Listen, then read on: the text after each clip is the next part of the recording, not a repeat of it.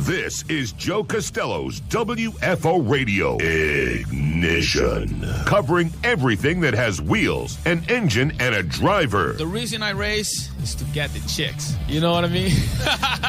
NASCAR, IndyCar, Formula One, sports cars, and NHRA drag racing. Hey guys, just want to let you know, WFO rocks. WFO Radio is total motorsports. It's just so cool. Fasten your seatbelts, fire up the ignition, and drop the hammer. Yeah, let's do it. Now, here's your host, Joe Castello. WFO, what's up, everybody? WFO Podcast back in Studio Ignition. And all week on NHRA Nitro, I was promoting. I was like, Ignition, it's entertainment. It'll be fun. You're going to love it. It's going to be great.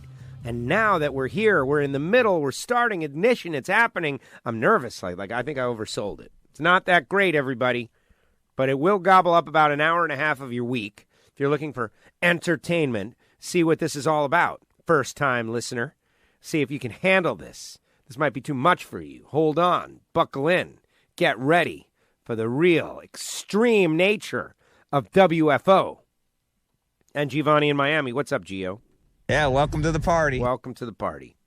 See, I think that works for, like, pitching it. You know, you tell people that it's going to be too much for them to handle, and of course they want to see if it is or not.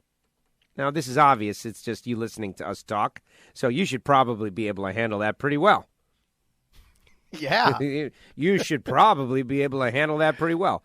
And since we really don't go into extremely controversial areas, you'll probably be able to handle that pretty well also. But in the end, after weeks and months, you'll grow to like it, and you'll want to be here every week, like so many of our listeners. So many of our listeners, they listen every single week. They're part of the WFO community, and you will too. Now, why? Well, we talk about everything that is in the context of, in and around and near the racing world, like Martin Truex Jr. winning back-to-back races to start the playoffs. Sweep in Richmond, that's a big deal. We're getting ready for the Roval in Charlotte. That's something I'm interested in and can get behind based on what we saw last year, which was total chaos. I'm interested. We'll follow that story. We'll talk about our WFO Radio Fantasy League and see who's doing what in the WFO Radio Fantasy League. IndyCar has got a back-to-back champion. Joseph Newgarden, Penske 16th championship. Colton Herta wins the race. But Joseph Newgarden. And remember all those years where IndyCar and Champ Car split and everybody said, what we really need. I remember Robin Miller on RPM Tonight, like every 10 minutes. Dave Despain on Wind Tunnel. IndyCar needs an American champion, somebody that they can rally behind and get to know. Well, you got it now. Now you got it. You got an American champion in back-to-back years, Joseph Newgarden. The only problem is that he spells his name Joseph, Josef, or something like that, which sounds, everybody assumes he's a foreigner. I thought he was Canadian. He's an American kid. You thought he was a Canadian? Yeah, because of the whole Joseph. Joseph. Yeah, with as the opposed F to in the back instead of a PH. Joseph, like it was intended. Well, I mean, it was intended. Joseph. He spells it how it's pronounced. Yeah, well, if you want to get technical about it. Right, but Joseph, and my name is Joseph, so I think I have a little bit of authority to speak on the name Joseph. Right? They took the cop-out way. They went in a different direction. Like when people do that, right? They want to change the name. They don't want it to be the same as everybody else. So it's like, I don't know, John, except it's not John. It's Jahn. No, Jon. Well, no, John. Jahn. Like I'm making up a crazy John. You're thinking Jean. Jean. Jean. Right, John. Right. Like John Todd. Like Jean Todd. But there's plenty of them. There's Jean-Claude Van There's Damme. Ron. How do you spell Ron? R-O-N. Wrong. R-U-N. I'm thinking about Ron Tobler. It's R-A-H-N. So if Ron is not Ron, but it's Ron, then John isn't John, it's John. Look. And so Joseph is not Joseph, it's Joseph. It's Joseph, whatever you want. Except when you're talking about Jesus, Mary, and Joseph. That's a different Joseph. That's a different Joseph. Right. The original Joseph. Look, here's the thing. Proper names, theoretically, it's just that. you could spell your name and pronounce it however you really feel like it. The best, and working as a track announcer, this is one that is of particular annoyance to me, is when the letters in the language tell your brain it sounds like this, right? Like I don't want to call out specific Name. people. Well, But so the letters say a sound, right? Because that's what we do. You learn, like, these syllables make this sound. That's what language is. Okay, and then you read the syllables. this is going to be a great and show. then someone's like, "Oh, that's not how it's pronounced." It's like, "No?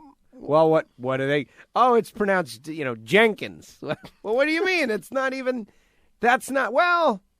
And you could tell most of the time. I'll let you a little bit behind the curtain. Most of the time, it's Italian-sounding names that happen to live in the deep South or Texas, and they're like, Here, you don't have to go too tired far. I'll of give you trying one. to explain what it is. We have a mutual friend whose last name is Aguirre. Right, Right.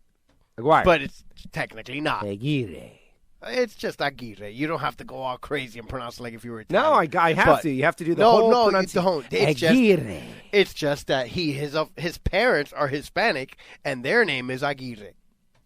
And he just says Aguirre. Aguirre. But by the way, it's a lot easier so that you don't have to explain to people that they're butchering your name.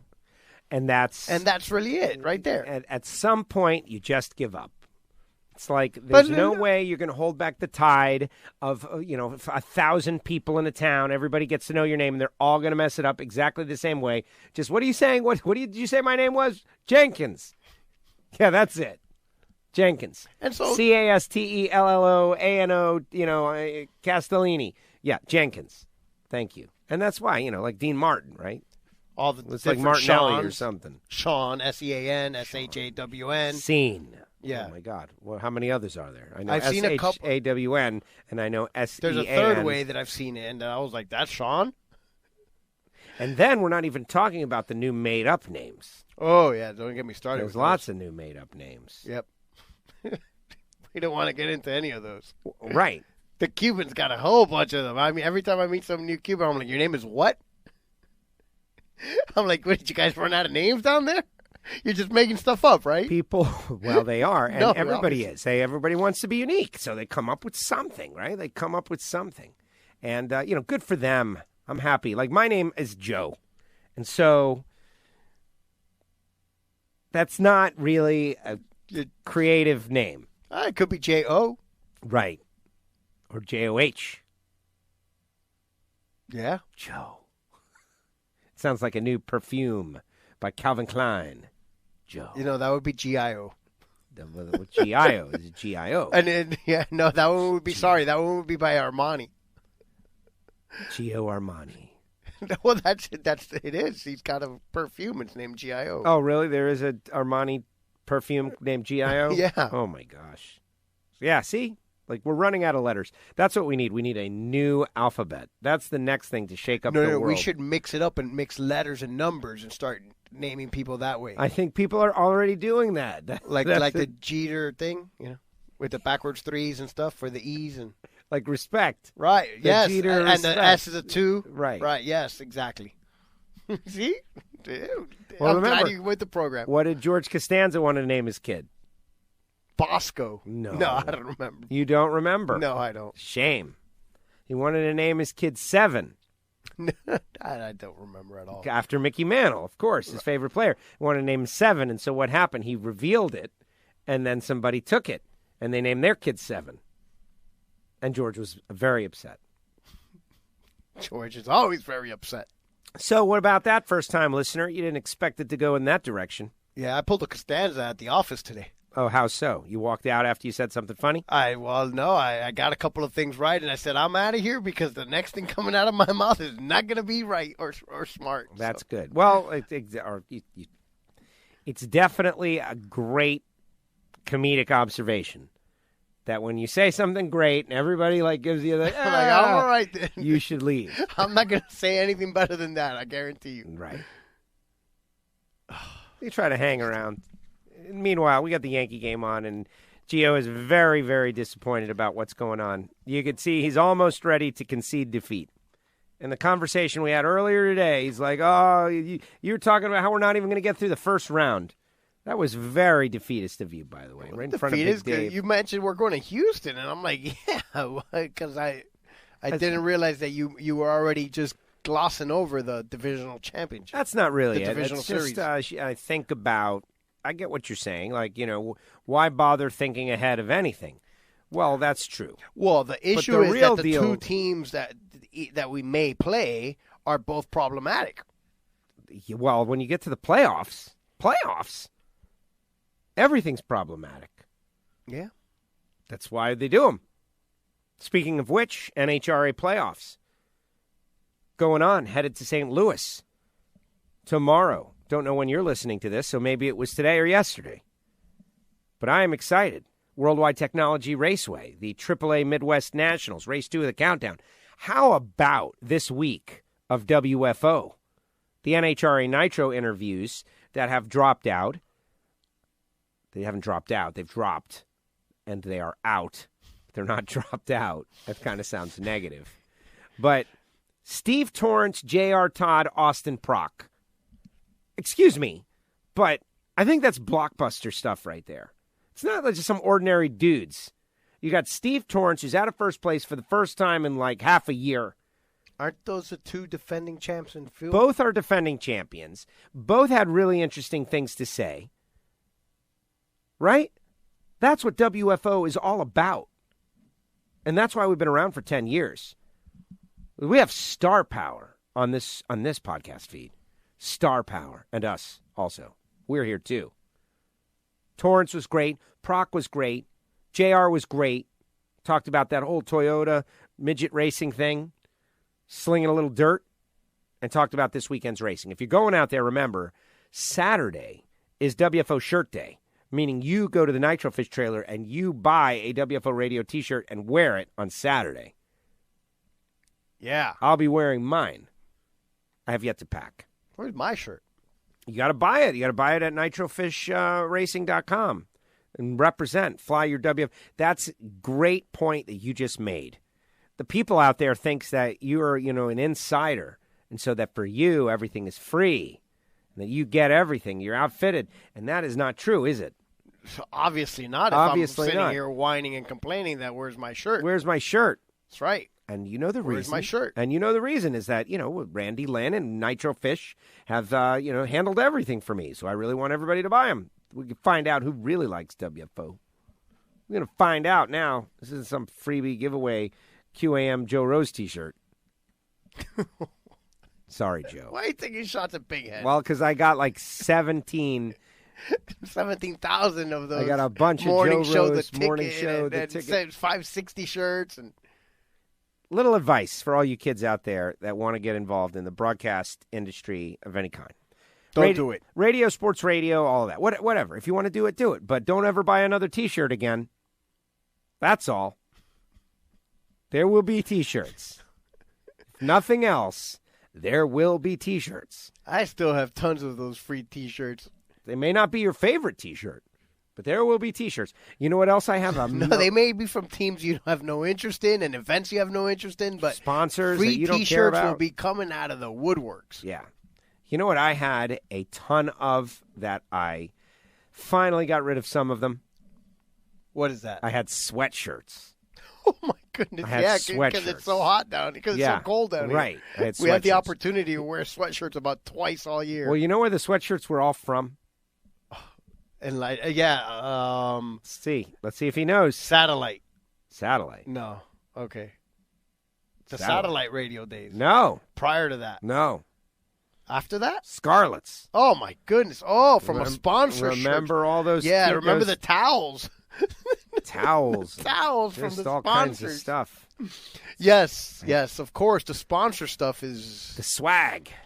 The swag. It's great stuff. All right, let's dive in now. Everybody is all loosened up. I think everybody is all loosened up. Remember, you can always email me, Joe at WFOradio.com, or get me on the Twitter machine, although I don't really get into big prolonged back and forths on the Twitter machine. Maybe I should do more. But you get me either way that way, and you can participate in the show in many different ways. Carlos Hockenstuff was back through the other day. All And right. we talked about maybe doing some Facebook Live stuff. Look at that. During the off season. I definitely have wanted to explore doing more of that.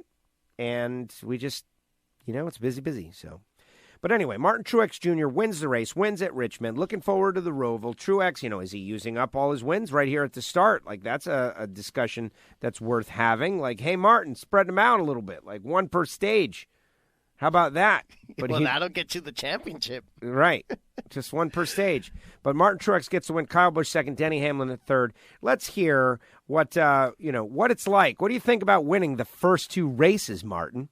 Oh, it's great. I mean, honestly, it's awesome. And, if anyone in the field said they wouldn't want to be in this position, they're lying. So, I mean, it's pretty incredible to be sitting here, 2 playoff wins in 2 races. And, again, it's just try to keep it going, A lot of racing left before the end of the season. And, I felt like as a team, Cole and I, we felt like we let one slip away last year and losing that championship. And, we're going to do all we can to try to get there again and see if we can get this one. No, actually, I wouldn't like to win the first 2 races. I think it would suck. The whole premise of the question, like you could see, he's like, yeah, it's great. If anybody told you it's not great, they'd be lying. Yeah, winning the first 2 races is not really fun. Not good. What about winning the next 8? What about that? Kyle Busch second, Denny Hamlin third. So Kyle, after the performance the previous week, rallies back. Led 202 laps. Martin Truex led 109 laps. Denny 0 laps, but Brad Keselowski led 89 laps. And so it was kind of interesting. Ryan Newman 5th, Kyle Larson 6th, Kevin Harvick 7th, Clint Bowyer 8th, Daniel Suarez 9th, and Jimmy Johnson 10th. The 22 of Joy 11th, Bubba Wallace 12th, Chase Elliott 13th, Matty D 14th. There you go, Matt DiBenedetto. Come on, Matty D. WFO favorite. And silly season is in full effect, and you know what, guys? Like, there's a lot of changes going on. So, Gio, like, when one comes up, just mention it to me. Like, ring the bell, and we'll try to talk about what's happening there. Like, for instance, 15th, Ricky Stenhouse Jr. Oh, looking for a new ride. Ding. Ding. Ricky Stenhouse out at the 17 car. And Chris Buescher is in. It's a great opportunity for Buescher. We know he's an up-and-coming driver, too. But Stenhouse Jr. is one, not a veteran, really. I don't know. I didn't know that he deserved to be out of the car. I can let you know that Bob Pockris says that his management was caught off guard by the Roush Fenway decision, and they will begin pursuing other Cup opportunities for him. Right. And you know what? I don't know nothing about nothing, but I bet he makes too much money. He's good on the plate tracks. Like Ricky Stenhouse Jr. Has Ricky Stenhouse Jr. carved out enough of a successful little career to be allowed to race in the Monster Energy NASCAR Cup Series? Yeah, I think the answer is yes. He's won some races. He was Danica's boyfriend for a while. All big stuff. And, he's got some talent. Just hasn't worked out. I would definitely want him in my plate cars. Oh, there aren't plates anymore. Sorry. Super Speedways. Eric Almirola, 16th. Ryan Blaney, 17th. Kurt Busch, 18th. David Reagan, 19th, who's retiring at the end of the year and has put out a feeler like, I want a radio job. Yeah, who doesn't? David. Matt Tiff, 20th. Michael McDowell, 21st. Austin Dillon and Bowman the Showman, 22nd, 23rd. And they had a little beef going on. That was fun. A little beef. Wrecking each other out and, clearing each other out a couple times. Bowman, if you listen to the radio traffic, said he's going to stick Austin's silver spoon and turn it. He's going to take the spoon and he's going to turn it. Which I thought that was kind of cool. But immediately when I hear one person talking about another person's silver spoon, I want to know, I want to see everybody's tax returns. Can you really say that guy's got a silver spoon in his mouth? Yeah, why not? Well, that's the thing. We don't know. Maybe Bowman's loaded too. You don't get a long way along in auto racing and not be pretty well healed. Now, Austin Dillon healed, that's a different story. And that's the thing, that there's different levels of wellness. You can be super rich and very poor at the same time. But let me put it to you this way. Yes, anyone involved in motorsports is not very poor to begin with because, let's just say, unlike picking up a basketball, that's the only thing you need. Even, some of the other sports, hockey, God, how much equipment do you need on that? Like, it's real simple to get a basketball or a soccer game going because all you need is one ball and some people. Not even a can. You need a rock, something. You just kick it around. Right. And racing, you need a car. So even right the most away, basic of go-karts. Right. Even the most so basic right of away, go-karts. you're talking about thousands, if not tens of thousands of dollars minimum. I think about the bracket racing I used to do, like just going up on, like every Saturday and entering, and it would cost, X to get to the track and X to enter, $22, I think it was. And, I did okay, and I won a little money, and maybe did I, pay for my racing over the years? I don't know. I don't think so. I think I probably was a negative, but it was great fun, and it helped build lifelong lessons, and so that was great. But it's just funny, these racers, right? Like, they're battling it out there, and Alex Bowman's mad. He's like, man, I'm going to take that silver spoon, and I'm going to stick it in Austin Dillon's rectum. Damn near killed him. Right. Yeah, that one it took a long time to play. Rectum? Hell, it damn near killed him. There you go. There's your full drop there, Gio. You're welcome. Courtesy of the Neil Rogers soundboard. Oh, boy. I'm excited about getting out on the mic this weekend, getting out there and clearing my throat and going for hours and hours and hours. Daniel Hemrick, 25th. Ty Dillon, 26th. Paul Menard, Landon Castle, Corey LaJoie, Ryan Priest, Chris Buescher, Austin Theriault, right? Thero. Well, there's one of those things. Like, I talked to Brian Loans about this. He gave me a great, like a name like that. He goes, you have to look at the city. If they're from like a Quebec or something, then it's Theriault. And if it's from, Massachusetts, it's definitely not. It's an American kid who doesn't want his name sounding French. It's the Ralt. Right. Simple as that. Just pretend it's an American kid who doesn't want to sound like he's got a French last name. So, how about that? I learned a quick lesson there. J.J. Yaley, Spencer Boyd, Quinn Hoff, Ross Chastain, Reed Sorensen, and Eric Jones rounding out the field and the top 38 after Richmond. And it was a tremendous race. It was very exciting, and everybody stood and cheered as Martin Truex Jr. picks up yet another win. What about playoff system here? Playoffs? I wrote my National Dragster column about that, just so you know. I just handed it in today. And I thought to myself, oh, my gosh, what am I going to write this National Dragster column about? And it's very panicky, right? Because I've got a lot of different stuff. Like I could have wrote a story about, this is me. I'm doing that. Sorry. It's all right. I just want to get the standings. About any one of 100 things, like stock eliminator final at Indy and how it was like one of the most pure, epic drag racing moments of my life. Could have done that. I considered just a bunch of shameless plugs. Like we got a new Attention in the Pits show out there. Does everybody know about Attention in the Pits and NHRA's YouTube show that I'm in? It's just interviews with drivers with cool cars, but I think you'll like it. And I decided, I sat down in front of the laptop and I tried to do something serious, but not really serious. It was something kind of fun. And the NHRA countdown, right? The countdown. What is that? The countdown. The playoffs. Well, exactly. It's the playoffs. And I stood in front of a bunch of people on the Mellow Yellow walking tour out there in Maple Grove, and I was telling them this is the first race of the NHRA countdown, and man, and blah, blah, blah. It's so exciting because everything is different in the countdown. The countdown is something spectacular, and they all just looked at me with a blank look. And then I said, the countdown is NHRA's playoffs. And they all go, playoffs. And then somebody goes, playoffs? Playoffs. You can't say the word playoffs without Jim Moore. Now, why are you not playing Jim Moore playoffs over and over again? You're composing a tweet. I don't have that. I'm not composing a tweet. Composing a tweet. I can guarantee you I was not composing a tweet. And we don't have that cut. So, dude, it's available. Yeah, everywhere. It's available, but it's in the old library system that we can't get to. I don't think so, man. Yeah, like one of those computers that doesn't work anymore. What's that? Playoffs? Don't talk about playoffs. There you kidding go. me?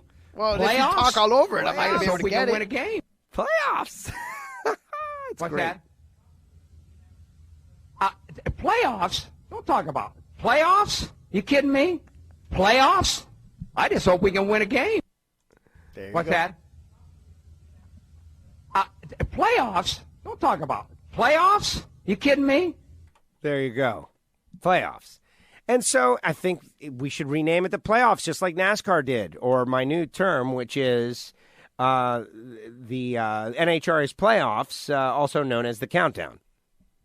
There you go. Right. Well, because I believe the official name is probably Countdown to the Championship. Yes. It's But- the NHRA countdown to the Right. championship. Right. Right. But, I You'd mean, say if you can tell a we- lady in Maple Grove and she's wearing a Philadelphia Eagles shirt and she's looking at you, expecting you to give some knowledge, drop some science about why I'm here, what is this? And you say, it's the countdown. And she looks blank. And then you say the playoffs. And she looks like she gets it. And that's the basis of the story right there. And the issue is that saying Countdown to the Championship is just way too long. All right, let's be honest. That's it. We've already got a word for that. Playoffs. Playoffs. That's it. Yes. When you get it to a next stage and you compete. But the only problem is we're not playing. Nobody's playing. You're racing, which is, in my opinion, more intense. I don't want to say it's cooler. It's just more intense. It's a different thing than playing. You're playing, play the ball with other people, play a game, race is different. Whatever it is, it's just a different activity. But people know what playoffs are. And that opens up the whole debate about whether there should even be playoffs in racing. And some people say no. And I say, I'm enjoying it. The NASCAR playoffs, the printable playoffs grid, tells me that Martin Truex Jr. is the points leader. And has advanced. How and about has that? advanced. Kevin Harvick, Kyle Busch, Brad Keselowski, Denny Hamlin, Joey Logano, Chase Elliott, and Kyle Larson round out the top 8. Ryan Newman, Ryan Blaney, Eric Almirola, and William Byron are your top 12, and they would advance. Which, remember, this weekend's race, the Roval at Charlotte, is a elimination race. Alex Bowman, Clint Boyer, Kurt Busch, and Eric Jones are on the bubble. Eric Jones is not going to make it. He done. Unless he wins. That's the thing. If he wins, if he goes out and wins, then he'll advance. And isn't that interesting? Playoffs. Absolutely. Matty D, 21st in the point standings. Keep going, Matty D.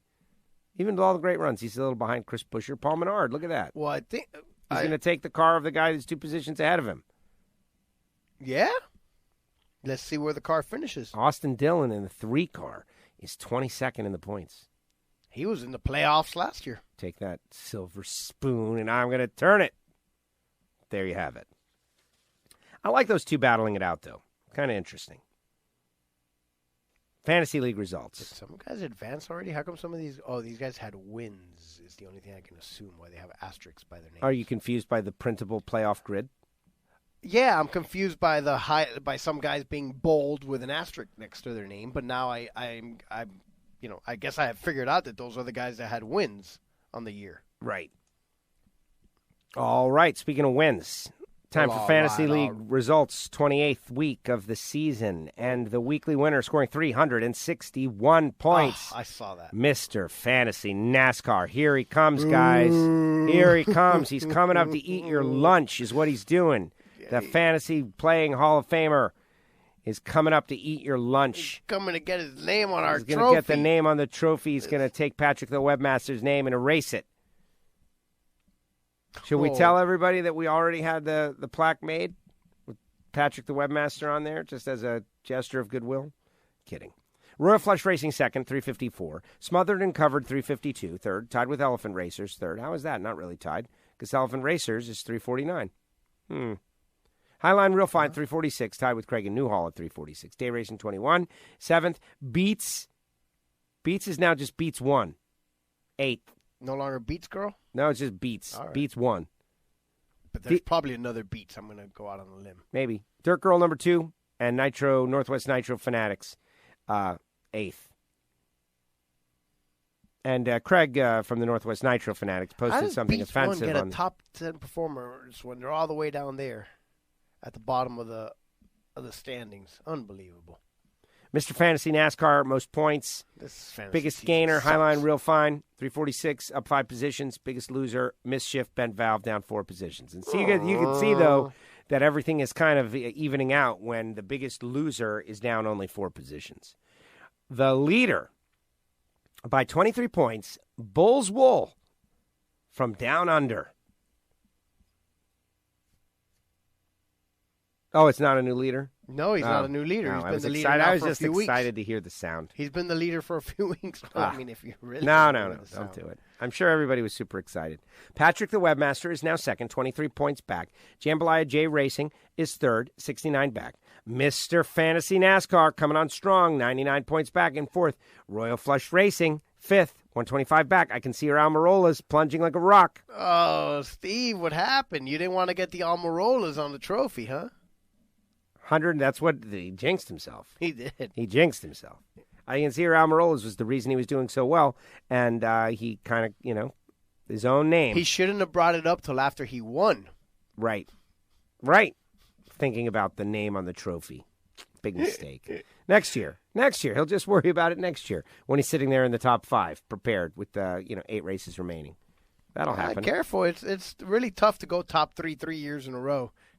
So we've seen. Elephant Racer, 7th. No, it's Dan, the 4th year. That's the... Bugmarn, 181 in 8th. Team 12 is 9th. And Stubo.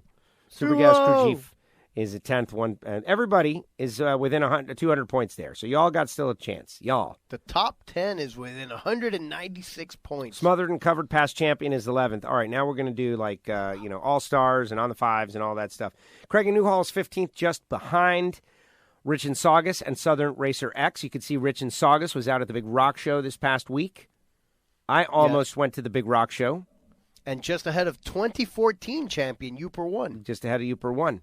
20th is Dirty Hippies, just behind Lugnuts and ahead of Lowe's Chincones. 2013, 2012, and 2008 champion. Couple of champs. 2010. 1, 2, 3, 4. 4-time champ, Dirty Hippies. Unbelievable. He's having a decent year this year. This is his best year in a while. He's hanging in there. He's showing he can go again.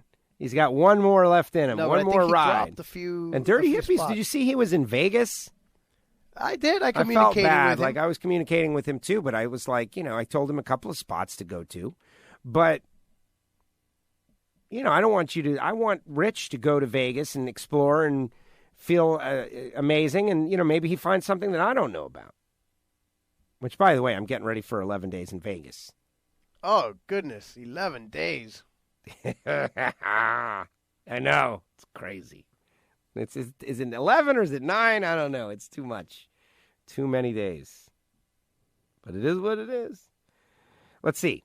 Hockey Kid, 24th, along with Beer Reader Racing. 30th, WFO Joe, down 1. Just ahead of Miller Man. That's right, Miller Man and Little O. You guys are nothing. 35th, Spider Monkey. Gary Corbett. How's Gary Corbett doing? Doing well from the last time I spoke to him. Yeah? Is he iRacing? Always. We got to get Gary Corbett calling the show again. We got to do more calls, man. I'm always telling you, Gio, more calls. And you're like, no. Team English, 36th. 40th, Gio in Miami, down 1, just like me. You were down 3, I think you said. No, down 1. 1, all right. A26 guy, that's Marvin Rodak. He's just behind Hockey Dad, just ahead of Barbecue Bob. So we got Barbecue guys, 43rd, 44th. 45th, Double O Dead on. 50th, Mischief Bent Valve. Team Gray, 48th, down 1. Come on, Gray, pick it up. Beats 1, 56th. Gained 0 positions by that great finish, according to this. Tennessee Moneyman, etc. And there you go, Fantasy League. Fantasy League results. What happened to Go Fast Turn Left? He must have changed his name, huh? Yeah. Go Fast Turn Left. He's not on the trophy, is he? Go Fast Turn Left? 2017 champion. Wow. That's why I was looking left. I was going to, call out anyone who had been a champion. I'm telling you, I'm not for certain. Go Fast Turn Left is now Mischief Bent Valve. Could be. I don't know why. Hammer. I'm sensing that is true. Now, I don't think anybody has told us that, but it's just the cadence of the name. Go Fast turn left. Missed shift, bent valve. Yeah, 4 syllables. Yeah. We'll see if that turns out to be true. So talked a little bit about We're it. going to find out how full of stuff you are. Well, maybe I have got ESPN. Yeah, a lot of people got ESPN. Right. IndyCar 16th championship for Roger Penske. And I just mentioned Joseph Newgarden. The race was a good race. They were kind of just hanging tough. Newgarden hanging behind Rossi, doing the points game. Smart move. Colton Herta wins.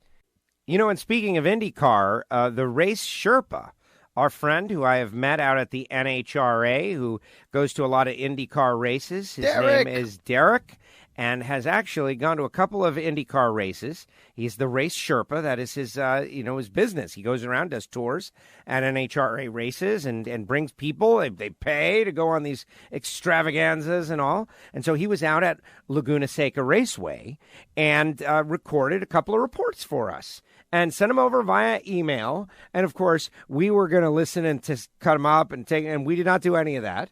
And so I have the raw file, and it's like 9 minutes. And I think we're going to listen to it now, and we're going to check it out. And I think it is very cool because he's like walking all over Laguna Seca, checking out Indy Lights cars and Indy cars, and it is all great stuff. And we're all going to listen. You ready for it? Definitely just play it as it was intended. Let's go. Yes, the sights and sounds of Laguna Seca. Right now, the Indy Lights Series is on their last race, second race of 2. Championship being decided in the Indy Lights side of things. Oliver Askew is officially now, as all he had to do was start the race, is officially the Indy Lights champion for 2019. Coming up soon is going to be the IndyCar race itself. We're located down here in Turn 2, the famous Mario Andretti corner, the part of the track that was changed for the FIM motorcycles over the years to actually lengthen this track. Track originally was 1.9 miles. I'm actually standing on the old part of the circuit here out at the Turn 2 area. As right now, the Indy Lights cars are diving down through the corkscrew, through the rainy curve, and into the last corner, Turn 10, then up and over what's called the straightaway, which actually has a kink to it, and then down to the heavy braking area, the more than 180-degree hairpin in Turn 2. And, of course, this could be the deciding corner of this IndyCar race and championship as well this afternoon. Here's Indy Lights.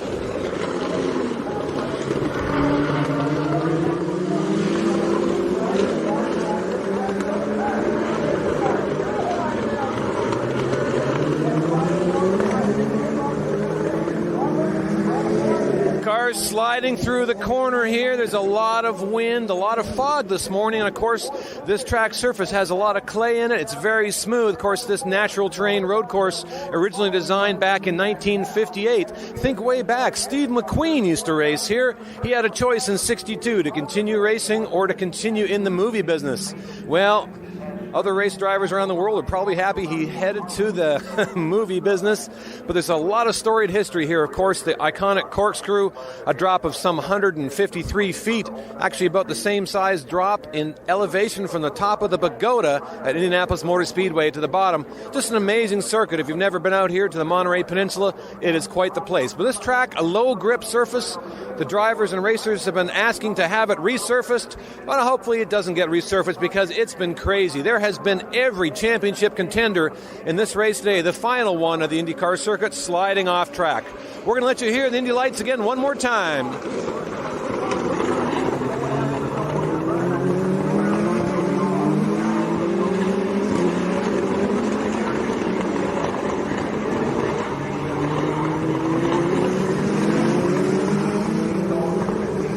So that's the Indy Lights Series. That's the top step of the ladder of the road to Indy. As you win championships starting at the bottom of the ladder, moving up each way, you can actually do this without having a dollar. The winner of this race, winner of this championship, gets probably about $1.2 million, will most likely run in the Indy 500 as well as probably 2 other races throughout the year. So the Road to Indy Championship is a ladder system set up so drivers can come in and hopefully get to that first step of the ladder and then go the rest of the way based on talent, just like the way racing used to be. Getting a lot of excitement from European drivers and racers as they move up through the ladder system. And this afternoon, we're going to see who's going to be crowned the 2019 champion of the IndyCar Series. We'll know more later today. All right, the command has been given to start engines here at the final event of the 2019 NTT IndyCar Series. We are live at WeatherTech Raceway Laguna Seca. We're standing just above Turn 2, Mario Andretti corner. The pace cars are heading on the track.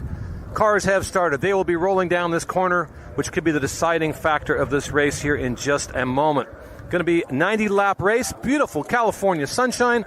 A crowded track here. So great to see IndyCars back here at Laguna Seca for this great event. It is going to be exciting. Who knows what's going to happen? It's a doubleheader, as I mentioned. It is a race, and it's also a championship event. Pace cars are starting to move. The two-seater with Mario Andretti is heading straight up on the track. They'll be starting to make their lap around the circuit. Mario giving a very lucky rider a ride around the circuit. Pace car is following behind, and here is the front grid. Here is the front row. Colton Herta, youngest pole position, youngest winner of IndyCar Series this year. Colton Herta, car number 88, with his third pole position of the year. Directly behind him, Scott Dixon, as well as hopeful for the championship, Alexander Rossi in the 27, as well as Joseph Newgarden in the 2. You can hear the cars coming through, warming up their tires, warming up their fields. Most cars are running on the red alternate tires. Some people didn't qualify as good as they wanted, starting on the blacks a little further back.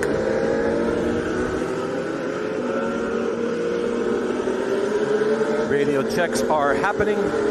We will be racing very, very soon here at Laguna. All the AMR safety crew out signaling to the drivers, waving, giving a salute to the drivers, hoping for a safe event. Helicopter flying overhead, getting some great shots. Hopefully you're catching this. Of course, this race will have already happened by the time you heard this, but we're going to have a lot of things being decided right now today. Again, the last race of the year is always the one I say is the first race of 2020 of the following year. Well, that singular car you're hearing is the sound of Mario Andretti driving a two-seater car, giving a ride to a very lucky person. Now the actual pace car and the field coming through. We'll be going through live and going through in anger here very, very shortly.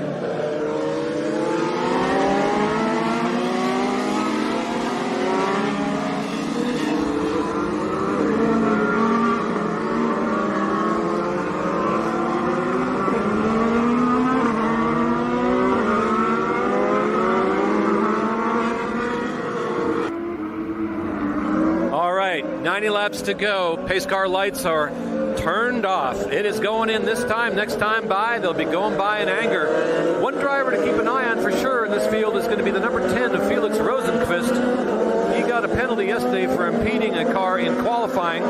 He was potentially on his way for a very, very fast time. He's starting much further back than he should have, given on his on-track performance.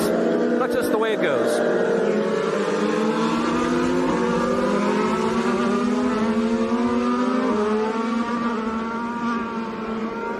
Of course, a special shout out to the Carlin Group, Carlin Racing, with the 59 of Max Chilton and the 23 of Charlie Kimball, as we're high atop their hospitality area here at the beautiful Mario Andretti corner. Actually, part of the old track is going by just to our left here. This track used to be a 1.9 mile circuit. Now it's a 2.28 mile circuit, made longer over the years for FIM, the motorcycle body, when they have certain restrictions needing the course to be a certain length. Next time by, as a helicopter leads the field up the Rahal Straight, up into the iconic corkscrew. They'll be coming down through the corkscrew one last time in slow pace. Front row is being told to pace up side by side. Pace car lights are off. It's heading off into the pit exit. They're heading into the last corner and onto the straightaway here, side by side. The race is coming to you now.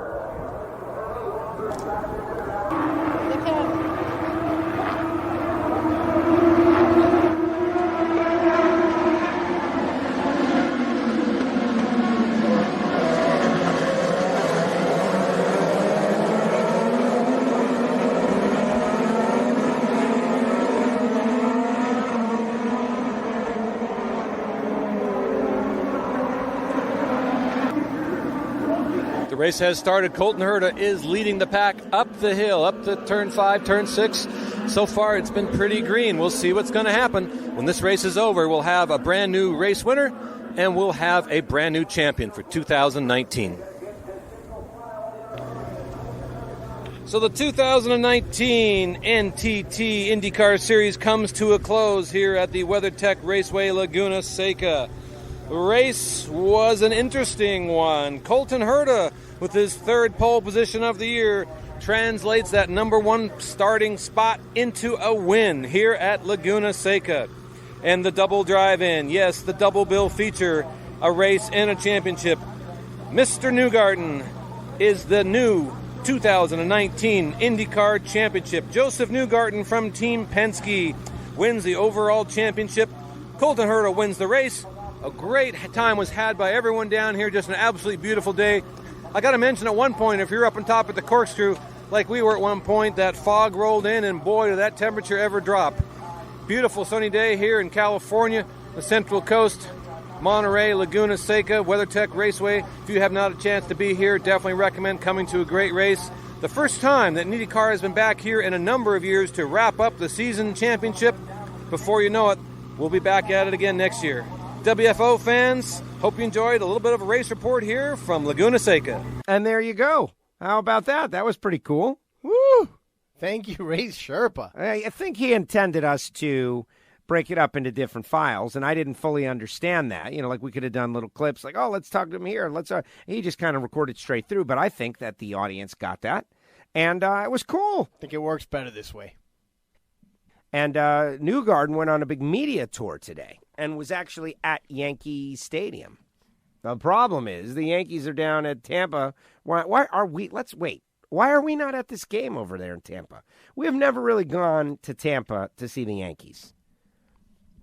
From here to Tampa, South Florida, sunny South Florida, where WFO is located. What do you think, 3 hours? I think it's more like 3:45, which is why that extra hour. We can get to Orlando in 2 hours and 50 minutes if you're booking, right? Tampa, it's takes 280 miles. So it takes it's 4 hours longer. Man. It's a 4-hour trip, and that extra hour just means everything. It stinks. So to zip over there to see a game is not really what's happening. It's better to wait every 5th year for them to come to Marlins Park and then go out on South Beach and party and not show up and get whooped.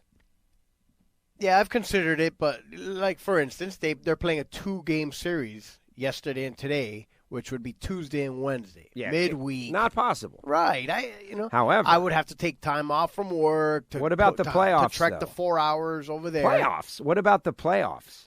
If they play Tampa in the playoffs, yes, I will. We could do that. We should. We should figure out a way to do that. We should figure out a way to go see the Yankees at that godforsaken stadium over there. What's it called? Tropicana? Yeah, where they make the orange juice. It's not even Tropicana. It's that it is called orange Tropicana juice Field. you get in the high school cafeteria that's unlabeled. No. No, it's actually really Tropicana. Well, but I'm making a statement about the quality of the stadium. It's poor. Yeah, no, I worked for Tropicana once. Got fired. What? Yeah, couldn't concentrate. You've been... I got you. You just fell for that one. What is that, a dad joke?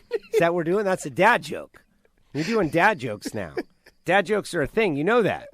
Well, you need to string about 5 of those together and you can get an act. I'm all in. Oh, my gosh. Dad jokes. I worked for Tropicana. I got fired. I couldn't concentrate. So funny there, bud. So funny. I'll try to. You got one. I'm not a joke guy. Huh? No, I'm not a joke. As most people can probably tell, like Alan Reinhardt is a joke guy. Like if you got a subject, he's got a joke for it, and he's got them all, and he's memorized. It's amazing skill and talent, which I do not have that kind of talent. I have a different. I don't know if I have any kind of talent, but whatever I have, it's different than that, right? I make funny quips about things. I link things together. I look at the funny side of weird stuff. Seinfeld-esque. I don't tell jokes. That was a joke. You nailed us with a joke. Which is funny. That's good. Jokes are good. You're like a real Jackie Mason over there. Is that guy still alive? Jackie Mason? I don't know. Yes. 91 years old. Guess where he lives? Oh, no, that's where he was born. Sorry. Where? Sheboygan. Sheboygan, Wisconsin. Yes, sir. Jackie Mason. Yep. Remember when Jackie Mason? I don't even want to bring it up. Never mind. when he was popular? No, man. No. I love Jackie Mason, but he just took on an impossible role, which was in Caddyshack 2. Oh, yeah. It was one of the worst ever sequel in the history of sequel. Caddyshack 2. You know, Jackie Mason was trying to redux the Al Chervick, Rodney Dangerfield role. Hey, have a pen. Here it is. Okay, that was from Back to School. Back to School, but yes. still same. And it failed miserably. Big and tall. What about Don Rickles? Didn't Rickles just die? Rickles is one that I wanted to go see, and I was close. Rickles is up at the Miccosukis out west. Yeah, just died in 2017. And I remember thinking, man, I really should go see Don Rickles. He's going to die soon. And I didn't go see him. And now he's dead. And you know what? I will not be able to see Don Rickles. So you know who's on my quick list, my short list now of like people I should go see, but I probably won't. Enlighten us. Coming to the Hard Rock, December 8th. Rodney. Tony Bennett. How do you crap on Tony Bennett? Not crapping that. Yeah, you are. No, that's what that is, crapping on Tony Bennett. How could you not want to go see a legend, an icon like Tony Bennett? It's like going to see Frank Sinatra. Yeah. Like sure. So if Frank Sinatra was still alive, you'd be like, Frank Sinatra, I want to go see Rat. Frank. I want to go see Piercy and Rat. That's what I want to see. Go see Cinderella Rat cover and band. roll. Right. I feel bad that I kind of crapped on you Rat just right did. there. I know, but right? No, but I'm saying and it's you not... know Stephen Piercy personally. I know. That's why I felt... That's the kind of guy you are. He might listen. I felt empowered, Stephen. Just it's the first thing that popped in my head. But listen, man. Tony Bennett. I have Rat LPs, Stephen, still to this day in some box somewhere in a closet. Why do you not have a record player? Why aren't you spinning the vinyl? That's a very good question. Well, one of us should have a record player. I have like 3 crates full of LPs, like actual vinyl LPs, old school stuff like Kiss albums and. How much fun would that be to throw on some records and watch them go around? Yeah, except they probably sound terrible, is what it is. No, it's no the man. needle going around. The sound of the vinyl. Yeah, man. The vinyl. Maybe we can get an old school RCA player like that. Okay, have we stalled enough before we talk about the Ferrari great victory? You know, I don't want to jump on everybody immediately. But what we have witnessed in Formula One, like I can tell you that... Very unexpected. I'm not ready for it. I don't even know how to react, honestly. Spent so much time in the doldrums, like in the gutter, like Bruce Springsteen says, like the dog that's been beat too much, right? We get a win, and it was... And then we get another win, and they're like, and now we got a third win and a top 2, and it's our other driver. So both drivers have won in each of the last 3 races, and we won both the top 2. Yep, and not only that, Seb gets his first win in over a year's time since Belgium of 2018, and the first 1-2 for Ferrari in over 2 years. Unbelievable. That's right. And by the way, at a track that we weren't expected to do well, or at least even us as Ferrari fans didn't think that we were going to go into Singapore and show that kind of speed. You had me totally thinking we had no chance. And, you know, like, not that I listen to everything you say, because you're kind of a generally negative character, but that's okay. But I agree. I felt like, all right, Monza, the high-speed track, right? We'll go there. Yeah, we'll be fast. This was... out of nowhere. Well, because this is the... So what's going on here? You know? What's happening? That maybe they found their... I believe they came out with another... What is that called? An update? Another update. And this time I was seeing a story somewhere, and I should have emailed it to you at the moment because I have no idea where I saw it now. It's probably on Twitter because that's where I spend my life. Yeah, you're a Twitterite. That's where I spend my free time looking for information. But... they showed a picture of the front wing, and they were saying that there had been an upgrade there. So, there you go. Well, now there's already a controversy because when you're Ferrari, like, there has to be controversy. And there is the... Well, it's the fact that Leclerc had won the previous 2 races and was leading the race, and then Seb came from, 4th or 5th on the undercut. But as it turns out, that was the right strategy. And so my read of the deal is that you're going to split the strategy and then you make a call, and like they didn't know which strategy was going to work. Obviously not. And when Vettel pitted, he made the most of it and he won the race. He came out in front. So what they're trying to do is like, here's a story. I think that they just, just went with a strategy and it happened to work for Vettel. Well, but he was wronged, that he was wrong. Like, here's the story by Gary Anderson on motorsport.com. Why Leclerc... And I'll tell you why that story, the thing about that story, without even knowing... the most wronged driver. So was he wronged? Was that really wronged? I didn't pick up the fact that he was wronged at all. I think they both drove great races, and Vettel just happened to come out literally tenths of a second in front of him on the undercut strategy. That's exactly it. You're not being wrong, then I guess. Well, as it turns out, the strategy was that pitting and getting the new tires, you were so much faster on those new tires that the cars that stayed out couldn't make up the 2.5 second difference, even though once they pitted. Right. It was partly because of the whole strategy that Ferrari went with to start the race, that they were kind of not going all out. They kept the field a little bit close. And they were doing that with the thought that they didn't want, I guess, a Mercedes or a Red Bull to be able to pull a strategy stop and beat them on the strategy. But as it turns out, when they did that, and, I don't remember now if Vettel was 4th or 5th when he pitted. I think he was 4th. And he came out first, essentially, because, like we just discussed, the cars were so much faster on the new tires that you couldn't make up that staying out was the wrong strategy. Staying out was the wrong strategy, which was good, and it was exciting. Lewis had a really fast car. He was right behind Leclerc the whole time. And then once Mercedes saw that if they pitted, he was going to be so far back, they tried to pull the strategy of leaving him out there and hoping for a safety car, which a few cars pulled that, and it came out right after they all pitted. Right, remember? that's then there was like 3 of them. They gambled and it just didn't work out, and then of course the safety car comes out a minute later. So Sebastian Vettel picks up the win.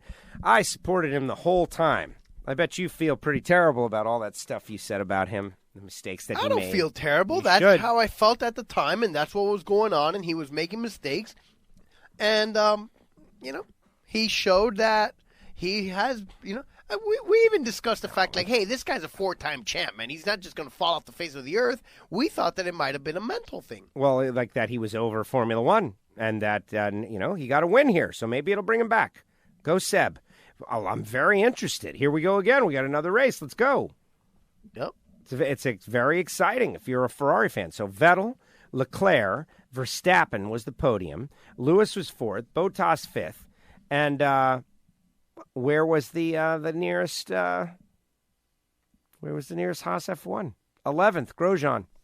Yeah, no bueno. And he 17th for K-Mag. K-Mag was running like, I want to say 8th and 9th most of the race. I don't recall what happened there at the end. It was probably the same thing. The pit strategy. Once they finally pitted, it was. But I wonder if I don't expect there will be information sharing necessarily between Ferrari, but maybe.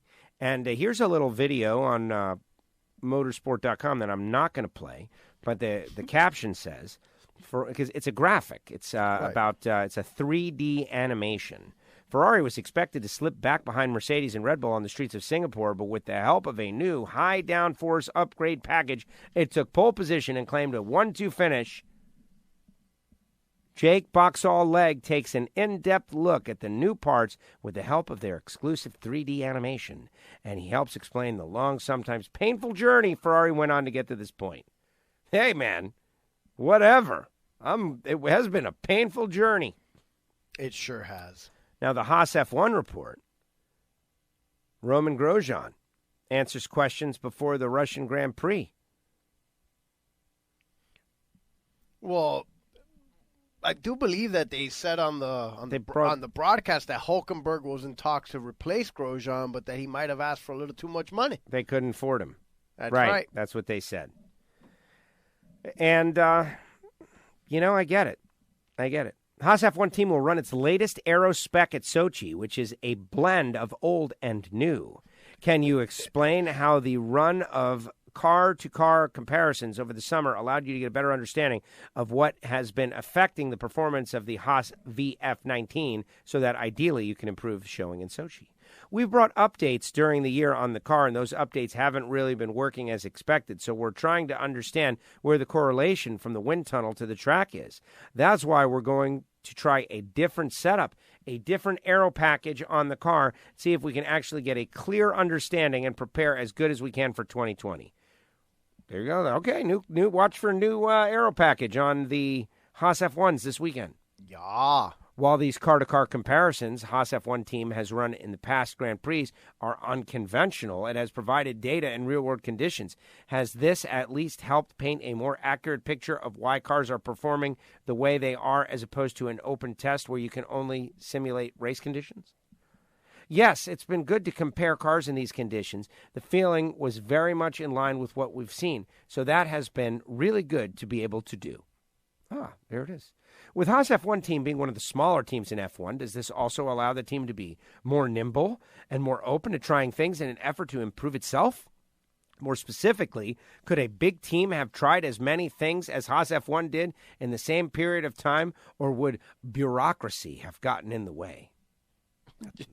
Wow, this is intense interview. Sounds like they're taking shots. Right. No, I think generally in Formula One, the bigger you are, the more power you've got, the more resources you've got. It's great that we can try a few things, and obviously maybe the decision goes faster, but we're still fairly young, small team in comparison to others. Obviously, when we have an issue, because we have less people, it just takes a bit longer to understand and analyze. We've seen with Mercedes earlier this year how quickly they could react to a car that wasn't born at the first winter test. Then they were super competitive in Melbourne. And there it is. There's your Haas F1 report. Roman Grosjean answering a couple of questions. I talked to a lot of people about Rogro, and he is generally disliked. No, I'm just saying. That's like, I don't dislike him. I root for him. But I think people are excited to get a new driver acquisition. That's all. I think so. It's been a couple years now with the same lineup, and it doesn't seem like it seems like if there was a driver that might get more out of the car. Well, we just don't know. We would like to see it. Lots of stories out there about how there's potential rivalry between Sebastian Vettel and Charles Leclerc.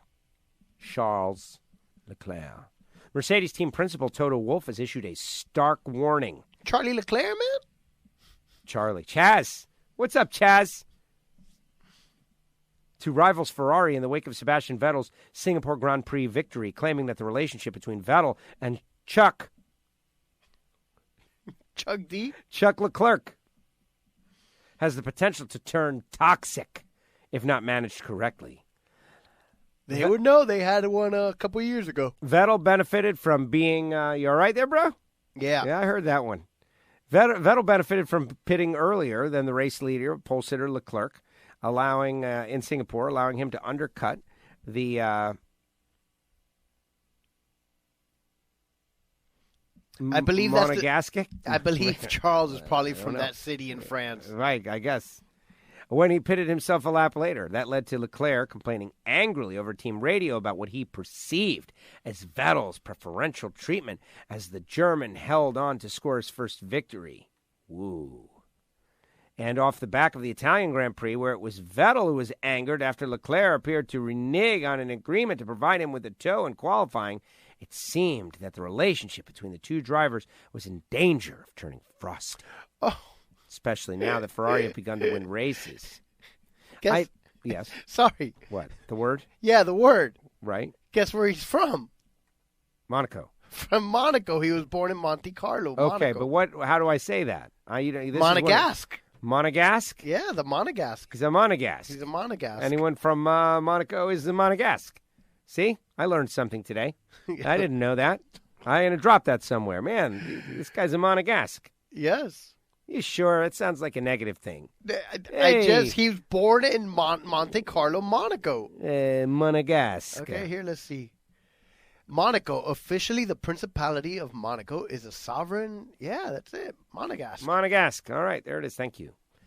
I always think two alphas competing for position has the potential for rivalry and escalation within the team, says Wolf, who had to manage his own difficult driver situation when Lewis Hamilton and Nico Rosberg were paired up at Mercedes at the start of the V6 hybrid era. Yes, and they even kind of jobbed Lewis out of a championship, I think. We've been there, and I think today as a team we are very strong with a clear philosophy. On the positives, they keep taking points away from each other, which is an advantage. Right, talking about Ferrari. Mercedes finds himself on the back foot following 3 Ferrari victories in succession, the last coming at the track where Scuderia was expected to struggle. And while Mercedes have never been beaten at the upcoming Russian Grand Prix since his inauguration in 2014, Wolff was taking nothing for granted given the recent run of form. Sochi has been a strong circuit for us in recent years. Those trends don't mean anything once we are on the ground. We expect the weekend ahead to be another challenging one for us. How about that? Interesting. Ferrari has won 3 in a row, man. Woo! Unbelievable. And they've made basically no dent on either championship. No, it's not at all. Well, right, and that's why we're annoyed. That's why this is hard to enjoy. It really is. These are not quite garbage time touchdowns. No, but the emotion is kind of the same. Yep. Like, we won. Oh, that's nice. Okay, we won. That's cool. We won again. We won again. But none of this matters. Where was this? The start of the year. The start of next year, they'll be back out in front of us again. Ugh. Now, the standings, since everybody is interested in the standings. Right? Yeah. Yes. This is not the standings. I want the standings. Driver standings. That's me. Lewis Hamilton leads, 296. Bottas, 231. Leclerc, 200. Tied with Verstappen. Vettel is 5th, 194. So you got 5 drivers, kind of mixing it up. But Lewis, he's not going anywhere, man. Leclerc is 96 points behind. You get 25 for winning a Grand Prix. Yeah, no, his closest rival is Bottas, who's 65 points behind, and he's not going to, even he can't catch him right. Nobody's catching him. Lewis is on cruise control. And that's another thing. Like, that's why we're winning. That's another reason why we're winning, I think. I think Lewis is on autopilot now. He's get to the end of the Grand Prix. You remember what he did after he won that championship. He went into autopilot mode the year Nico won. And then he tried at the end of the year, and it was a little too late. Yeah, no, 6 more races to go. What I did really like was how Lewis came over and congratulated Vettel. That was a wonderful little clip. It's just further evidence that Lewis is just all class there. He is. That guy. He's great, man. What are you going to do? He may drive for the other team, but he's just, the guy's great. Some people don't like his personality. He's a little showy, maybe a little cocky, but I think he is, but rightfully so. And the guy is arguably the best driver in the world. Oh, yeah.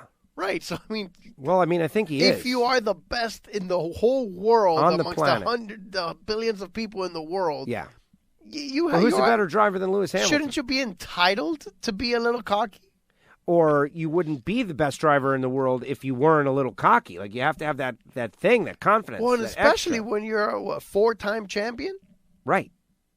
And one of the greatest of all time in the history of Formula One, and you're still just going. You still got a long way to go. Yeah, I'm not going to blame anybody that is great at something and is the best maybe, historically, at least in, arguably of our era. We're making the case for him being a good person and actually very likable. What I think is more unusual is that while he does have a little bit of, the confidence and the cockiness and the showiness and the brashness and the star power celebrity stuff going on, which some people don't like that, right? Which, what's that all about? But he also has a humility and a humble side and a regular side. Like, hey, I want to go see Jeff Gordon's last race. And he shows up and he comes out here. He comes over. Vettel, he didn't have to go over to Vettel and say, anything. Yeah, and that's And he goes that's the over whole and he's point. and in the clip And you could even see he was said, being very he says, genuine. "Hey, I'm really happy for you." Is exactly what he told him. I don't know if you turned up the volume on Yes, the clip. I did. He says, "I'm really happy for you." It's wonderful. What a nice man, Lewis Hamilton. Yeah, you never stole a freight train. Never stole a freight. No, he's good. He's good. And on the note of Formula One greats, Michael Schumacher. I don't even know if we're supposed to be talking about this, but there was news, and I don't know if you've been following it, but it's shrouded in secrecy. But he underwent some sort of experimental procedure, and supposedly, according to multiple reports, has regained consciousness. Now, any status beyond that I haven't seen. Maybe you look it up right now. And we don't know what consciousness is. We know what consciousness is. But what does that mean for him? And we don't know. But I'm taking this as good news. I'm choosing to have this be a positive story about Michael Schumacher has gone through an experimental procedure and has regained consciousness. Now, is he going to come out nobody should expect. He's not driving again, people. That's not what we're talking about. We're talking about... Okay. First of all, I think we might have been... I might read have been several incorrect. sources. Oh, God. I don't think he was in a coma this whole time. Apparently, he was in a medically induced coma for 6 months, is what I'm reading here. Well, they won't let us know anything about it. And that's the thing, that we don't really know because the family, But here's what I want. Ready? This is all I want. Hit me. Okay. I want...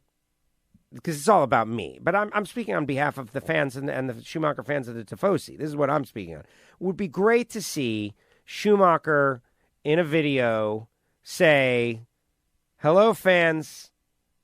Hi from Michael. I'm home with my family, but I can at least make this video for you. And I want you to know that, don't worry about me. I'm all right. Or I'm here." You know what I mean? Like a quick thing. To me, that would be wow, because, you're wondering, what's Schumi doing? Is he like the one video? Is that happening? Is he trapped on the inside? What's going on? Okay, from what I am gathering here, it says that he was in that medically induced coma for 6 months. As of 2016, he remained unable to walk or stand. And in July of 2019, former Ferrari manager John Todd, John, Gene, said that Schumacher was, quote, making good progress, but also, quote, struggles to communicate. So I would say if that's the case and he actually spoke to him and saw him, then he's obviously not in a coma and he can communicate somehow, but it's not great. What a tragedy. And he was going skiing, and he had a camera on his helmet. That's exactly what it was. There's probably video of everything that happened. And he had the a camera GoPro. hit the rock and split the helmet and messed them all up. See. Sad. Hey, you just don't know when it's time. You don't know what you don't know. All right, so let's focus ahead a little bit on, so this weekend, F1, we're in Sochi this weekend, correct? Yep, the Russian submarine. 1 day, 5 hours, 44 minutes, yes. Very exciting. No, I said that. And we have our own road course race here in NASCAR country, the Roval at Charlotte. This thing, we did it last year. It was exciting. It was interesting. It was new. It was different. It was fresh. It was exciting. I'm interested to see what the year 2 presentation is, because year 1 is always a little sketch. Year 2 of something, you dial it in. Will the fans go? Will more fans go? Will there be walk-up? Will there be buzz? Oh, man, we had such a good time at the Roval last year. You got to come this year. Come with us and make it a party. Make a party. So I'm excited about that. And the big finish, Jimmy Johnson, Martin Truex last year, the chaos, the mayhem. Remember that? I sure do. Well, I remember that there was the Roval was fun, and it was a bit of a wreck fest just because the guys didn't know much. I remember, I think it was Brad Cage has caused a wreck all on his own, too. All kinds of chaos. And the Yankees are getting shut out. We very much, not just we as in you and I, but the whole racing community enjoys these road racing and road courses very much. Well, road courses have been... they're the new Bristol. Right. It is. You know, if there's any one thing that people have been tracking is listening to the WFO arc over the years, from back to the satellite days, it was the appreciation of the road courses, being very ahead of the curve. Like, hey, y'all, this is where your growth is right here, because it takes great talent, but also you're putting these cars in all these different positions. And so there's more potential for calamity, which is entertaining.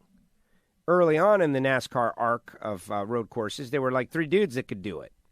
Rusty, Ricky Rudd, Earnhardt got one. Then Jeff Gordon came in. Showed up, and he could race everywhere. And just dominated everybody. And, you know, Ray Evernham was probably doing a bunch of road course stuff. You know, they were doing different stuff. And then Tony Stewart, a legit multi-talented driver, and then all that information kind of got pollinated or disseminated amongst the field, and now everybody knows how to road course race. Part of it. You got to know. And that's great. You just can drive an oval, or you just can drive a road course. You're not the best guy. Just that simple. Just that simple. Got to be good everywhere. You got to be good everywhere. And that's why this road course in the playoffs, even though it's a roval, is good. It's a good thing. I'm excited. I will be monitoring. We'll be tracking it. Right, because this is I believe this is Sunday. It's a Sunday. Is it Saturday night? Is it Sunday? Is it going direct competition to the AAA Insurance Midwest Nationals? It's going to be direct competition with everything, as far as I can tell here. Man, I really would love for the NHRA to have an extra, 2 million viewers. Yeah, wouldn't it be great? That would be really great. That would be very exciting. Sunday. Yes, that is correct. The race is at 2 p.m. on NBC. Oh, NBC. It looks like it's going to be on NBC, like what? The big NBC. WNBC. Yeah, no, NBC, not NBC Sports Network. The big on the big peacock, not the little one. Got it. No, that's great. That's exciting. And hey, while we've got you here, if you've made it to this point in the show, you must be a super diehard, and so please allow me to tell you about our great sponsors, Total Seal Piston Rings. TotalSeal.com, the leader in ring seal technology. We're going to do some special podcasts with Total Seal that are designed to advance and increase the knowledge of engine builders out there, both expert level and novice level. The importance of piston rings, and it's going to be very interesting. We're going to have some blockbuster guests, and I would hope all you WFO casual listeners will enjoy them.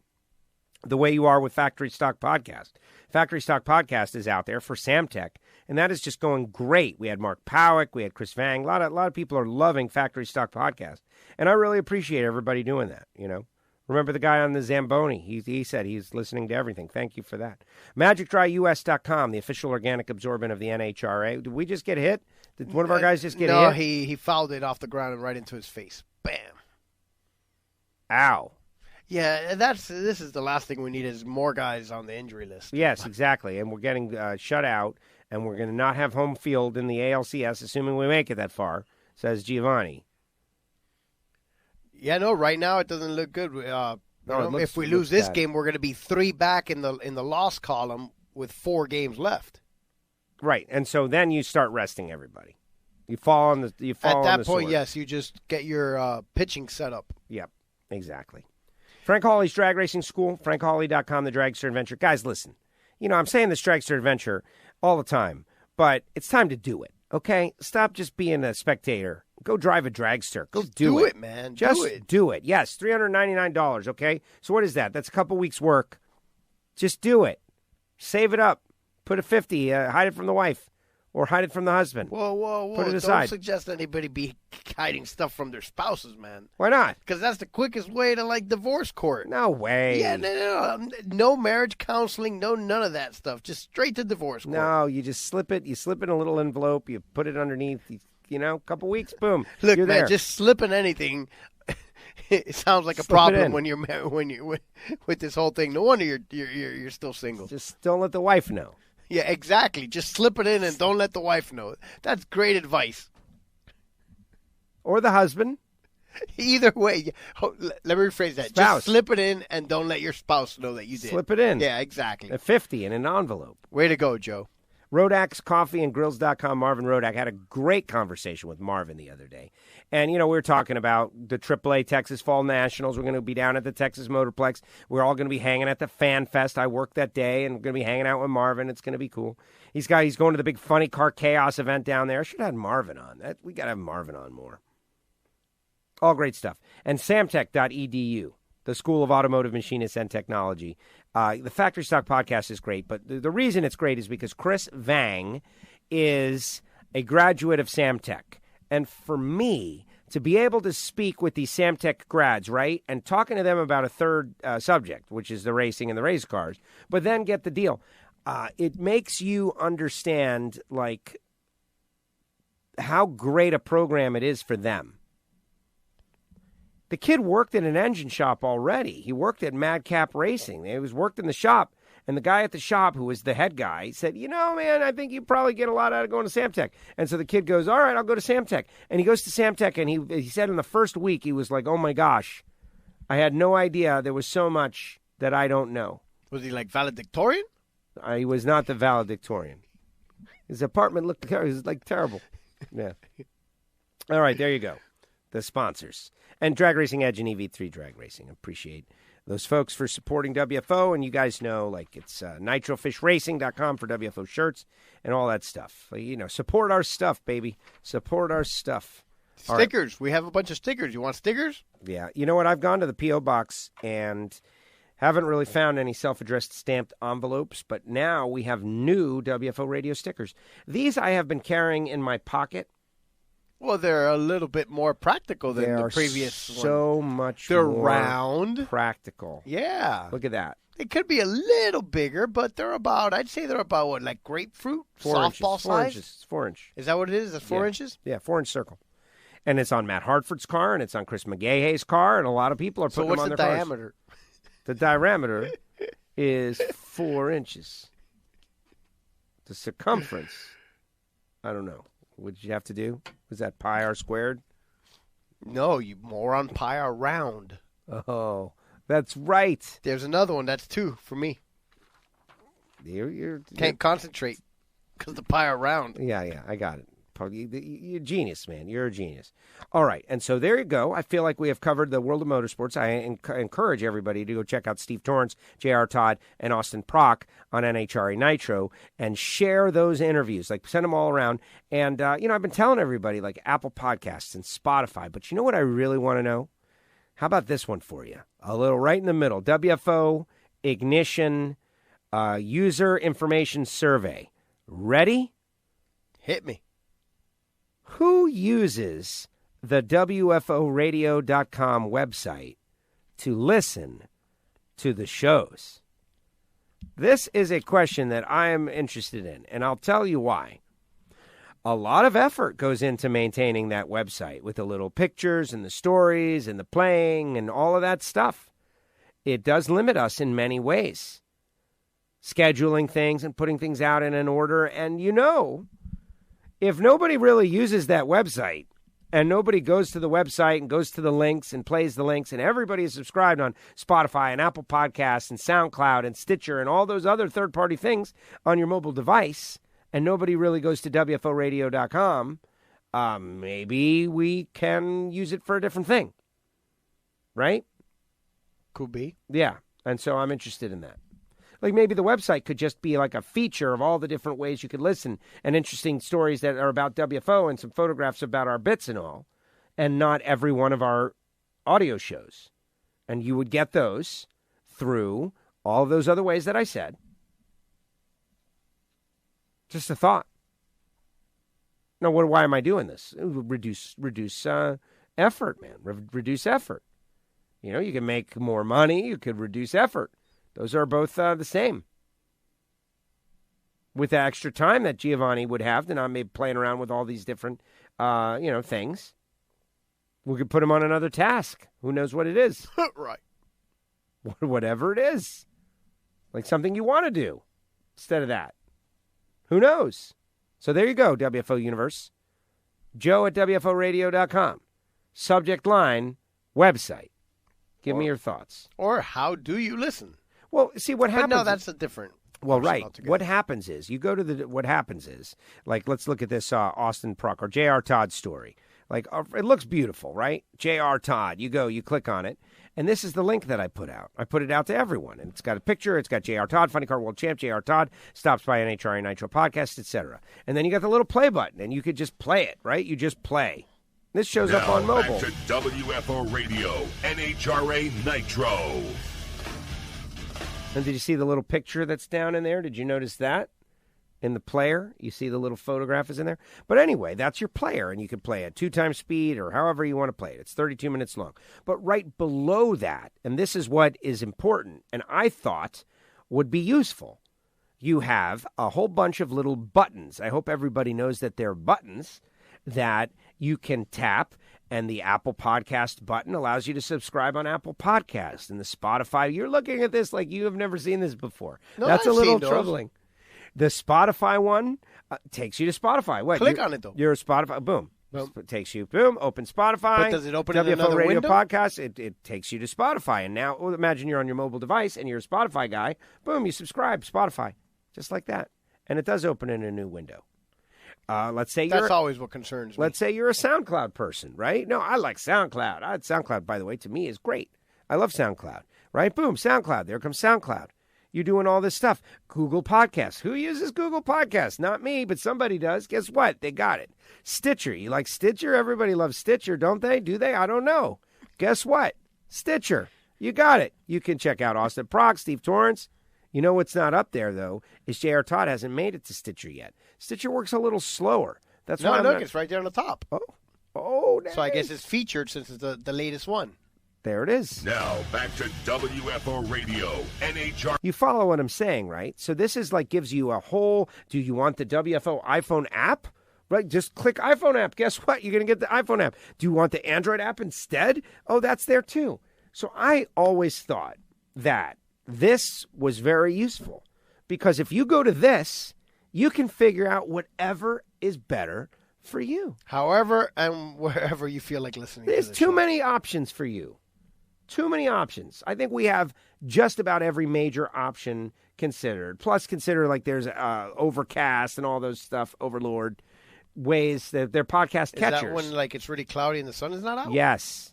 You're like on fire today. Gio is on fire with the one-line quips and dad jokes. It's great. But maybe the site doesn't have to have J.R. Todd. It just has all of this. And it's, it talks about WFO is great. Go to one of these things and listen. And people will go and they'll listen. Just a thought. Just a thought. Letting you all behind the thing. We did some unbelievably great content for the Patreons past couple weeks. Just want to note that. Oh, it was awesome, those shows we did. No, you were not involved. It was me and Sean Bellemere and the audience. And they got to hear the pre-interview, the interview, and the post-interview. And the Bellemere post-interview got a lot of rave reviews. Bobby Graham, Race Guitar, everybody was talking about it. Wow. Yeah. So Patreon, I'm not letting you guys down at the moment. Not right now. Not right now. I've let you down in the past, and I will let you down in the future, but just not right now. Right. That's exactly right. All right, everybody. It's now time for Sports Collision. Whoa. That's a little bit unexpected. It shouldn't be. All right, so Collision. here's what I got. The best part of the show. The show within the show where we talk regular sports.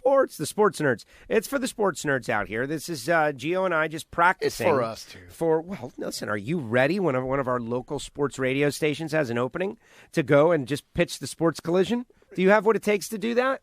I'm not going over there to get, mistreated and paid $7.25 But what if it was an hour. what if it was a real salary? I would absolutely be all in on that.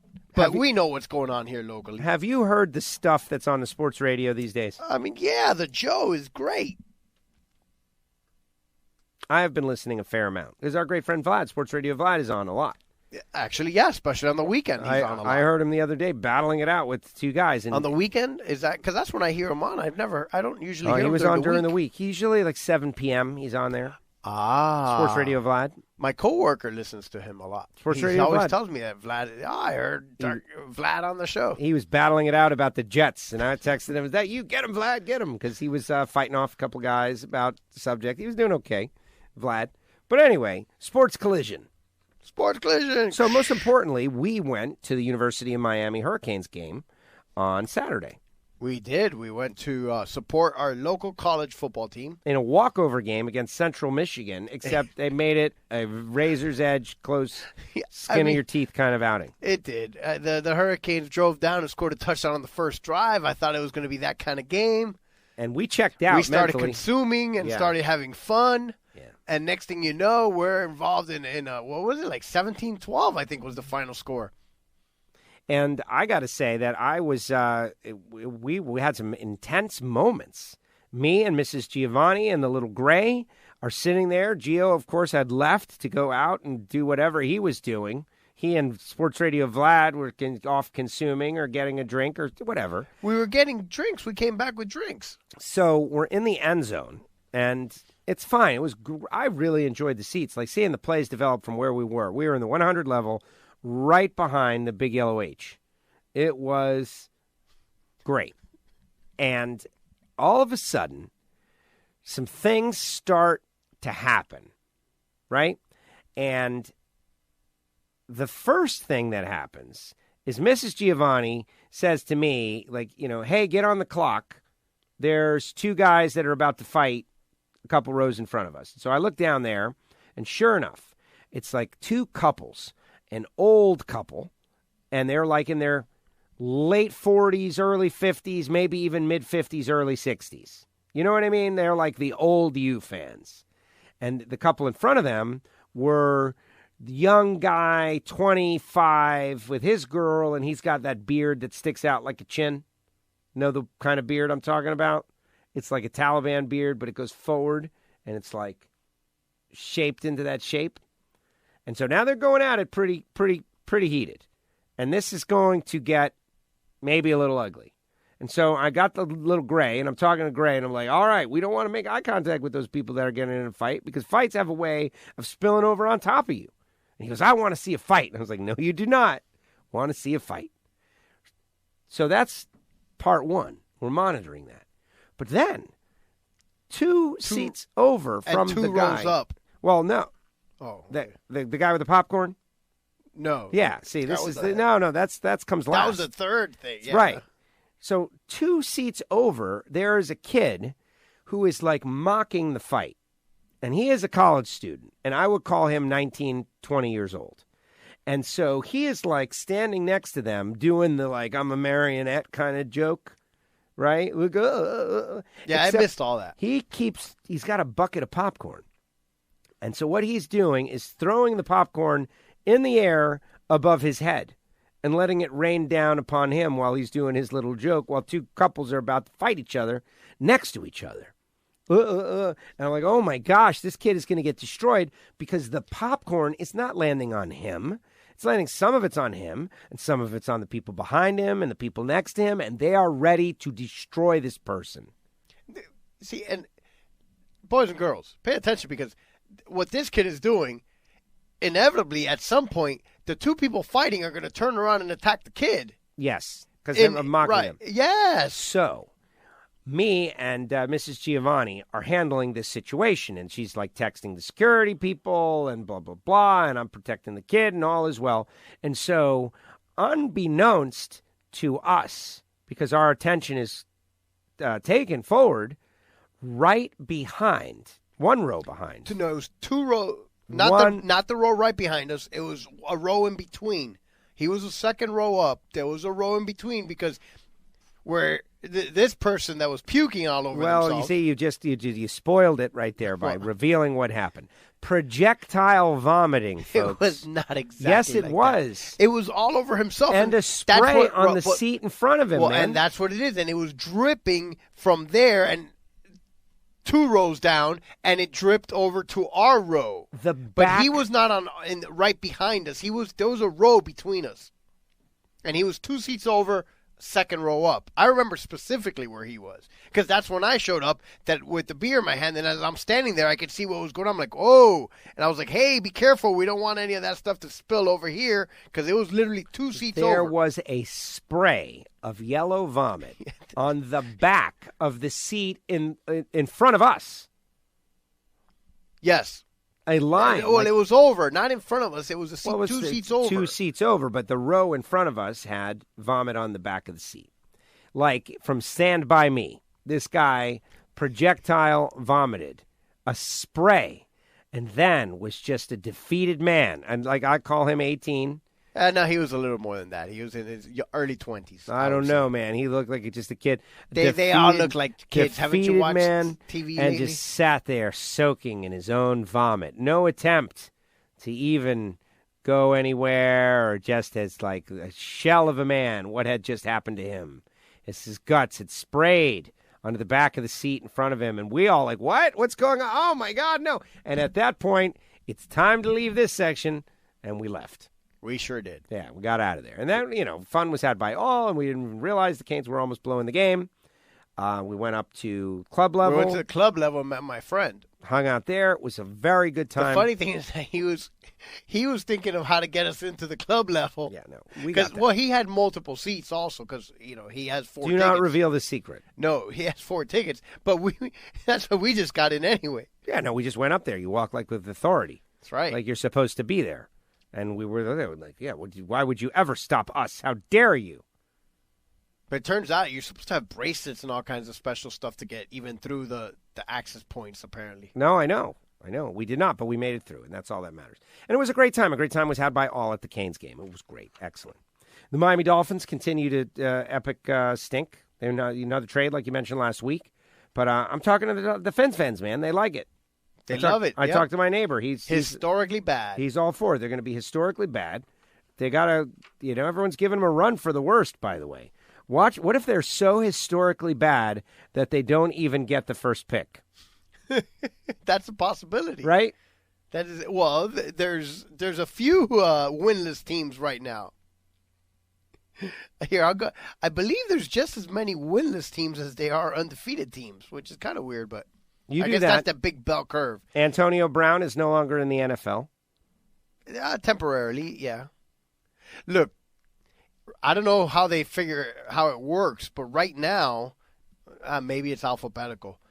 They have, the Dolphins are in the AFC East, and they're being shown in third place, 0-3, and the Jets are beneath them at 0-3. So I don't know if that's, why. And everybody keeps saying the Jets are going to win games once they get their quarterback back. But... Well, they will. I don't know that they're going to win 8 or 10 games, but they're going to win a few games because part of their problem is that they don't have a quarterback. They're playing, I think, with the third-string quarterback is what it is. Even their backup got hurt. But right now, there's 1, 2, 3, 4, 5, 6 0-3 teams, and the Cardinals are 0-2-1. Oh, my gosh. See, we're in a fight for this. Nothing is easy. Nothing is easy for the Dolphins. But the good news is that another one of those 0-3 teams is the Pittsburgh Steelers, which the Dolphins own their pick because they're such geniuses that they decided to, after their quarterback goes down for the year, they're going to trade their number 1 pick, never mind the fact that it could be a top pick, and they're not even going to, I guess I would call it top 10 protected. Like, yeah, we'll give you the pick. So wait a second. Hold but on. If it's in the top 10, you can't have it. We'll give you X instead or next year or whatever. Like they do in the NBA that they, lottery protect the pick or top 5 protect it. That's the Minka Fitzpatrick pick. Yes, right? yes. And look at them, man. Look at them. Look at the Finns, man. The Finns are going to have the top 2 picks in the draft, and they'll still blow it. Again, Cincinnati looks pretty bad. They're going to get 6 out of the first 100 guys. The Redskins, that's the thing, though. The Dolphins do play the Redskins. They play the Jets a couple times. I believe they even play Cincinnati. No, I know. That's the thing, man. So they need to lose. They need to lose. Don't blow this. I don't know. You don't have to be number 1 overall. Yes, you do. Why? It gives you the best possible options. You don't have to be number one, but you're in the driver's seat. Do you want to trade the number one and get the 4th and 15th? You can do whatever you want. You have the most flexibility. You're gonna stink anyway, man. Do it right. Lose them all. Somewhat. And that's stadium... I just don't have the confidence that you have that they're gonna be able to pick anybody. I don't have confidence. That's why I want number one, to give them less opportunity to blow it. And plus, with the Steelers, getting a good pick would be great. And that stadium, listen, you can be a Dolphin fan and have plenty of fun at the stadium without watching any of the game. We certainly did. Definitely. We definitely concur. And first of all, for those of you that don't know, the Super Bowl is going to be in Miami this year. And the Dolphins have officially been eliminated this week. Yes, yeah, they will not be playing in their Super Bowl. But the Hard Rock, the casino, I was down in the casino, the giant guitar, man, the casino is rocking. Bars and food, it was really good. The food court, all kinds of really interesting stuff. Me and Vlad went over there. It was good stuff. Good stuff. All right, so baseball playoffs. We're just in the holding pattern now, right? That's it. We just want to figure out who's going to play whom. And this is the last week of the season, I believe. Tuesday, October 1st. We may or may not have done another show by then. We may be on Monday or Wednesday next week. It depends on the poker guys. We're not 100% sure at the moment. But Tuesday, October 1st is the NL wildcard game. And Wednesday, the 2nd, would be the AL wildcard game. Do you think that should be expanded? Are you for expanding that out of a 3 out of 5 and then turn the into 4 out of 7? I would maybe play 2 out of 3, but not 3 out of 5. Okay, 2 out of 3. 2 out of 3. You would do that? Yeah, I'm not against playing 2 out of 3. Why not? If good, right. Why is it a one-game elimination? I get why, but why not? Because more is better. More is better. And more games, man. It's just Give people a chance to go to more games. Generally speaking, throughout the regular season, you always play a 3 or 4 game series. Right. Obviously, you don't want to make it an even number because then. But there is something really great about the single game elimination. But at the same time, there's something really crappy about it too, which is a whole year of work comes down to one game and one weird thing happens or somebody's not on in the one game and that's it, you're out. And yes. That's not how baseball is. And it isn't, but historically only the division winners made the playoffs, and now these are extra teams that get to make the playoffs. Right. So now I'm all for that. So I'm excited about that. I mentioned Antonio Brown. Whatever, it's just a story. I really don't care. Yeah, well, we unfortunately for us, the guy happens to be a local from down here, so he's still getting in all kinds of local situations around here. He's been on the local news because he was sued for some other stuff. Should the Finns get him? No. Get him, man. For what? Just set him running down the field. Right. And tell Fitzpatrick to just throw it as far as he can. Fitzpatrick's not even the quarterback anymore. Rosen has taken over the duties. Well, so they're going to get that poor guy killed. Right. Well, exactly. After the way he played, he's looked much better. He has. But how do you evaluate somebody when the rest of the team is junk? You can evaluate that Fitzpatrick is worse. Well, from the very beginning, he's 36 or 37. So, what was the point? I said it from the beginning. Rosen should just play every game. And that was even before they were in the full tank mode. But now that's the point, is they're going to kill this guy. Look, the problem I have with what the Dolphins are doing and the horrific product that they are putting out on the field is playoffs. That the guys that are in charge right now were in charge last year too. Is that correct or not correct? Yeah. As in Greer, and I'm not talking about the coach because he's a first-year coach, yeah. But front office-wise. Right. The front office did not change in the offseason. No. Well, those guys already realized that either the players that they drafted last year are not as good as they thought they were, or whether, personality-wise or for whatever reason, they got rid of a guy they picked in the first round last year for a first-round pick this year. But they don't know that the guy they're going to pick this year is as good as the guy that they just gave away for that first-round pick. No, you don't know. You know nothing. What I mean? No. And so the issue is you're giving up on a guy that you already picked. And that's what doesn't give me very much confidence in. The head coach doesn't want to build a team that way. There's a bunch of different things. Like maybe this guy's got a coaching philosophy that he needs certain guys to do certain stuff. And maybe those guys weren't in his deal, or maybe those guys didn't want to play. But that's the guy they drafted just last year. The same guys that are going to be picking these guys over the next 2 years. Yep. And that's what I find concerning. Yeah, but they're doing a good job. They just pantsed the Steelers. You said it yourself.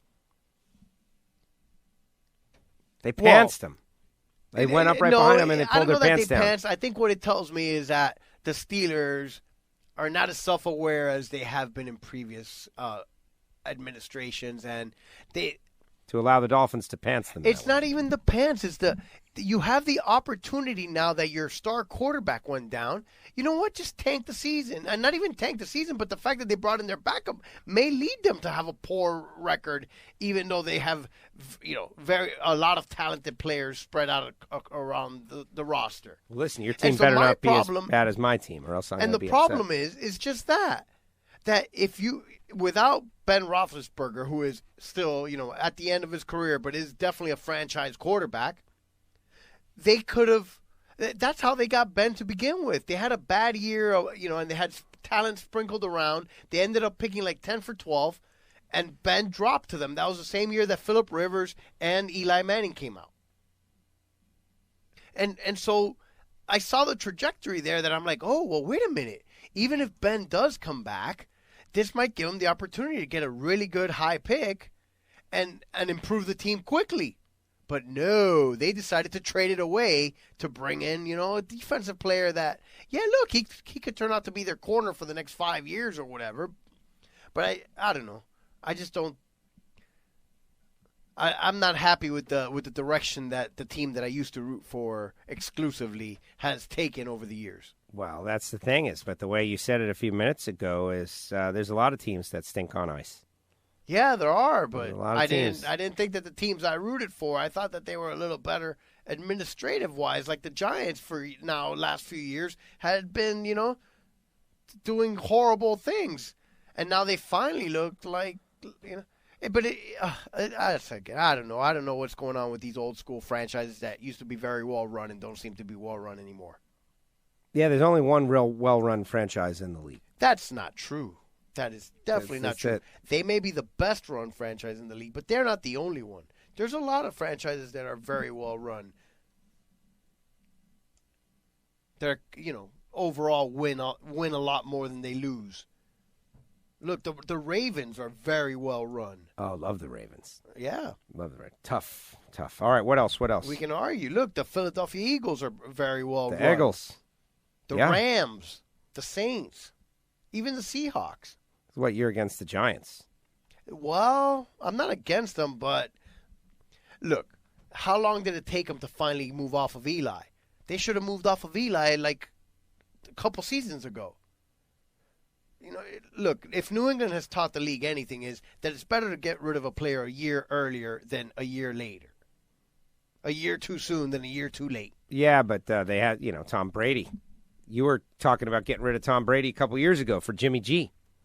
I happen to be all in on Jimmy G right now. Exactly. Are the 49ers not 3-0? Yeah, no, I know. Oh, okay. But I'm just I saying. just wanted to point that out. Yeah, but there's something to be said for loyalty, and this guy, being they've totally been ruthless loyal to one player over their whole history. Yeah, one.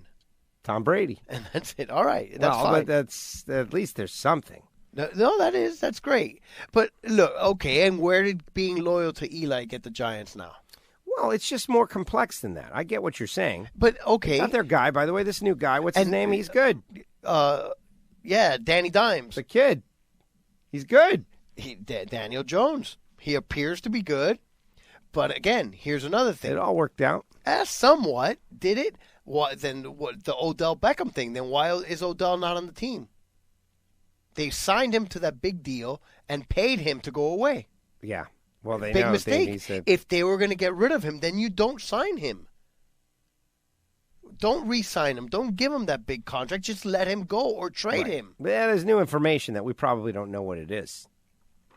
Yeah, no, of course. They're clearly geniuses. They know exactly I'm not what saying they're geniuses. I'm just saying that things are fluid. Yeah, especially they are. with a guy like Odell Beckham. He's a fluid situation. All right, what else? Let's see. You had a garage sale. How'd that go? It was fine. It was, I hate that crap. Aha, that's what I want to get to.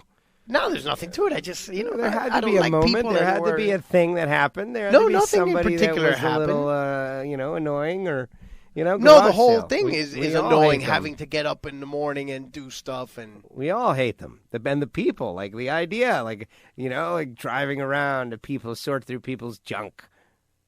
But I've been to them. I've done the deal before. Garage sale. So it worked out then, huh? Yeah, some money was had and got rid of all the junk that... Did you haggle with anybody? I don't haggle, dude. It's like take it or leave it. I'm offering you everything for $1. Just take my garbage away. All right, makes sense. Yeah, makes there's sense. no haggling. Okay. No, I mean, whatever. There was boxes of brand new stuff. You know, it wasn't like our junk. It was literally boxes of brand new clothing with tags and everything from like the warehouse. Right. So it wasn't, while we call it junk, it wasn't used items. There was, there might have been 2 bags of used items. There was literally 5 boxes of brand new stuff that we sold.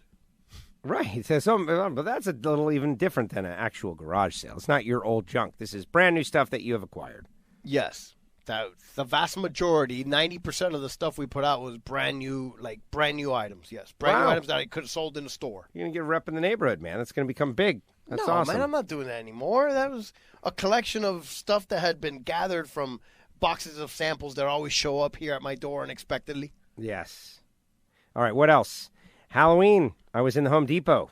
Halloween is in Home Depot. Well, Halloween's a month away. Halloween should be in the Home Depot. Home Depot. Halloween now is in Home Depot. Now is the time for Halloween. The pumpkins.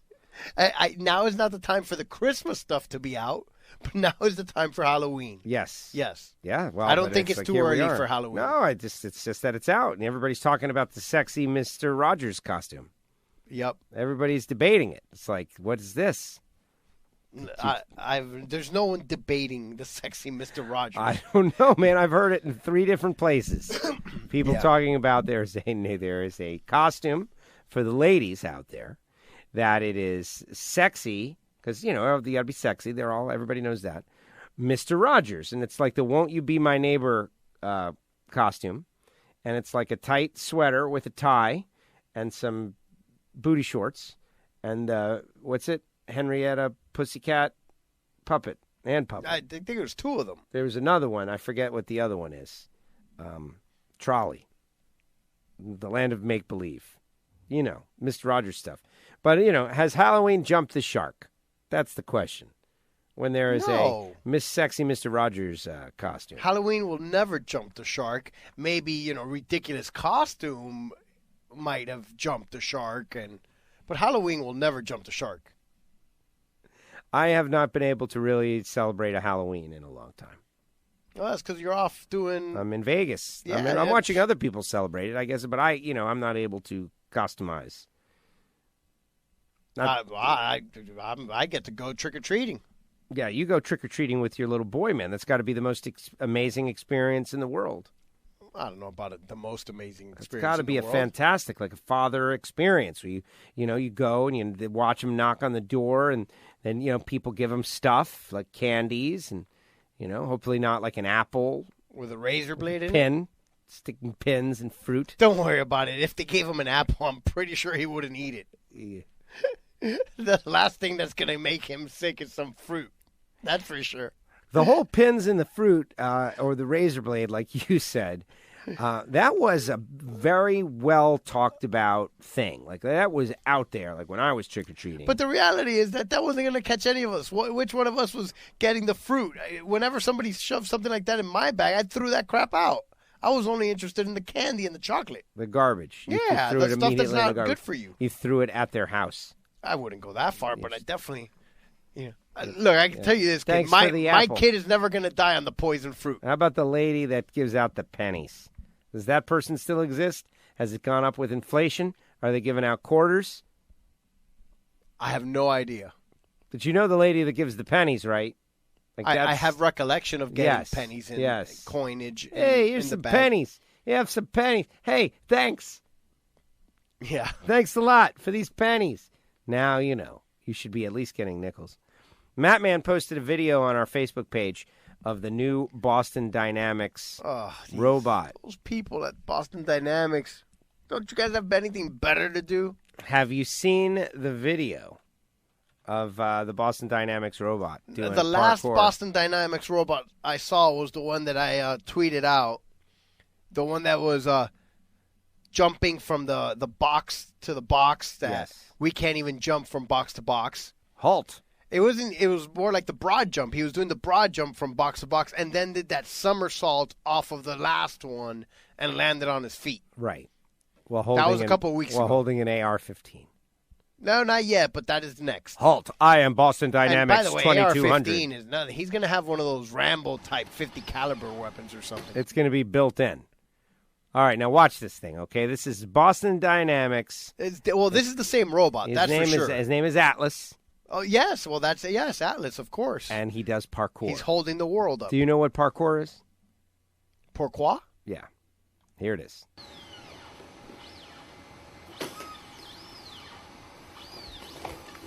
Okay, is that parkour? Yeah, well, that's just gymnastics, as it looks like. Yeah, this is the gymnast robot now. Yeah. Right. But I get why they're saying parkour. It's jumping, it's rolling, it's twisting, it's doing a 360 jump, it's sticking the landing. It's doing it did like a somersault into a handstand and stayed in the handstand. Like a floor routine for a gymnast. Essentially, he looks like a gymnast, like one of those male gymnasts doing the rings or. Yeah, well, the Boston Dynamics, and I got to tell you, that is the. Yeah, no, that's not cool. That is the that's most not cool at all. That is the most athletic thing I've seen come out of Boston in a long time. Oh, you're not the only one who can say something funny. Except that wasn't really funny. Yeah, it is. It's attack on the Ginger Nation. It's always funny. Yeah, except they win the Super Bowl and all that. They didn't even make the playoffs in baseball. All right, let's get with the real times now. Okay, the Red Sox. They did missed not. The playoffs. Let's get up with did. current stuff. But let's, that's come not, on. That's old news, what you're talking about. Look, I'm not going to crap on a team that's won 3 World Series since we won the last one. I am. They're old news. That's over. Yeah. That time. It may be. They're still the defending champ. Look at you defending. You're all getting all backing up Boston. Like, I'm not back. Yes, you are. Come on, have a little fun with the rivalry. I'm kissing not attacking the butt, those people. Kissing the butt of Boston constantly. Our team hasn't won in 10 years, man. Constantly. You're down on the Yankees and you're kissing the butt of the Bostons. Maybe you should move there. Maybe you should dye your hair red. That would look terrible. Yeah. Get some freckles. And I'm not moving anywhere where it's damn cold. Get that's some for sure. freckles on your face. You know what? My kid's got freckles. I'm going to report this indiscretion. He's got a freckle face. What? That's okay. It happens for little kids because they're out in the sun all the time. So what, do you think they're going to go away? Yeah. I doubt that. Yeah, I think freckles go away. Really? I think it's I don't know this. I think when I was a kid, I had a bunch of freckles. I'm wondering who his dad is. I mean, I know his mom. It's your kid. He looks too much like you. There's no doubt. And the way he's very stubborn, yeah.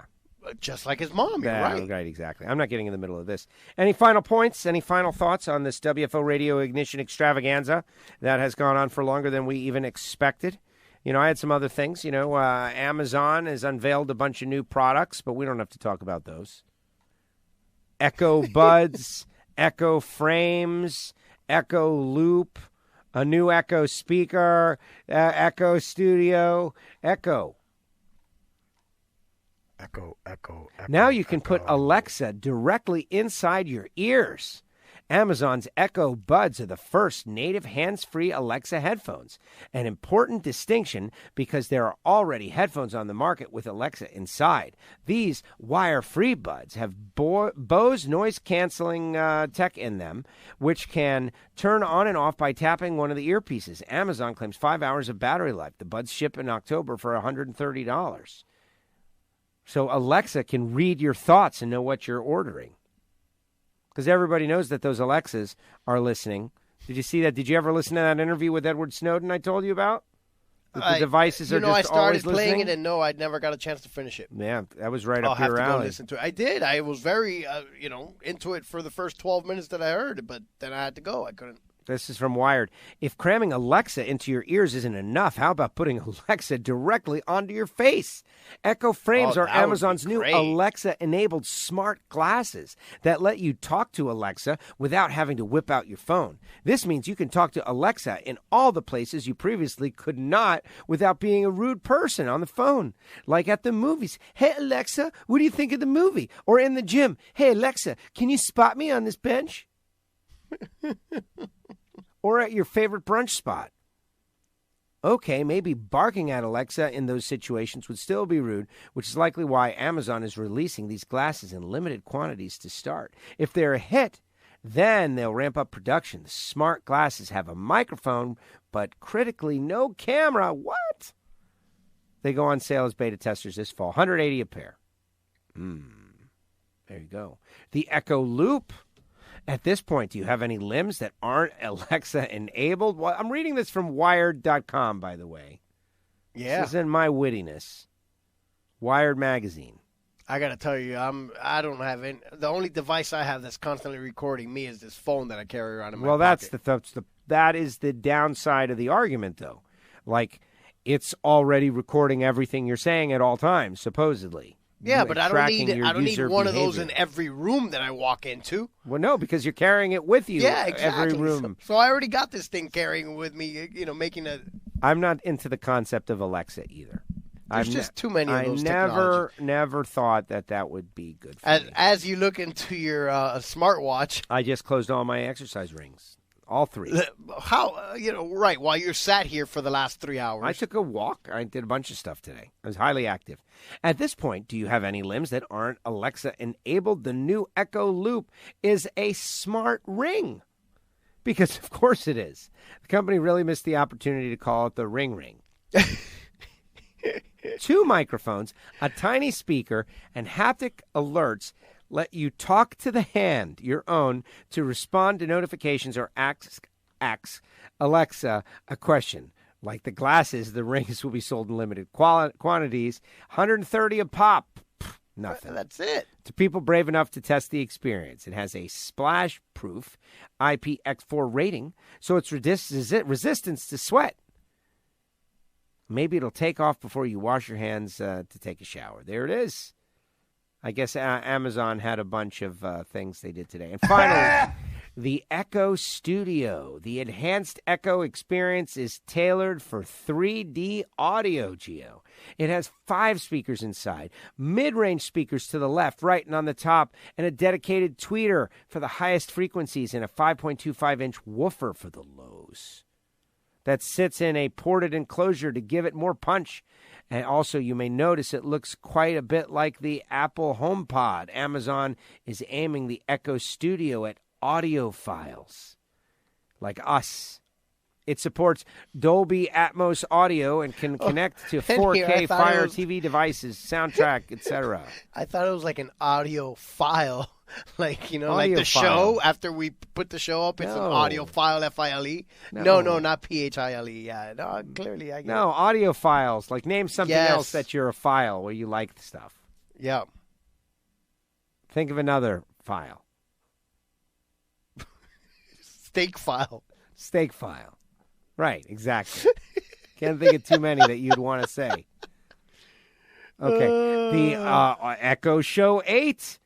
The third version of the Echo screen with devices. That one actually looks kind of cool. It's basically FaceTime, a FaceTime device, and the Echo Dot with a clock. And those are all the new Amazon stuff that was announced just today. And just to test it, hey, Alexa, subscribe to WFO Radio on Apple Podcasts. Hell, I don't know. Maybe someone out there has got Alexa.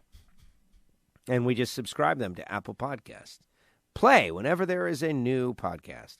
And that's all I got. I'm ready for St. Louis. I'm going to try to hit the hill and maybe get some Italian food.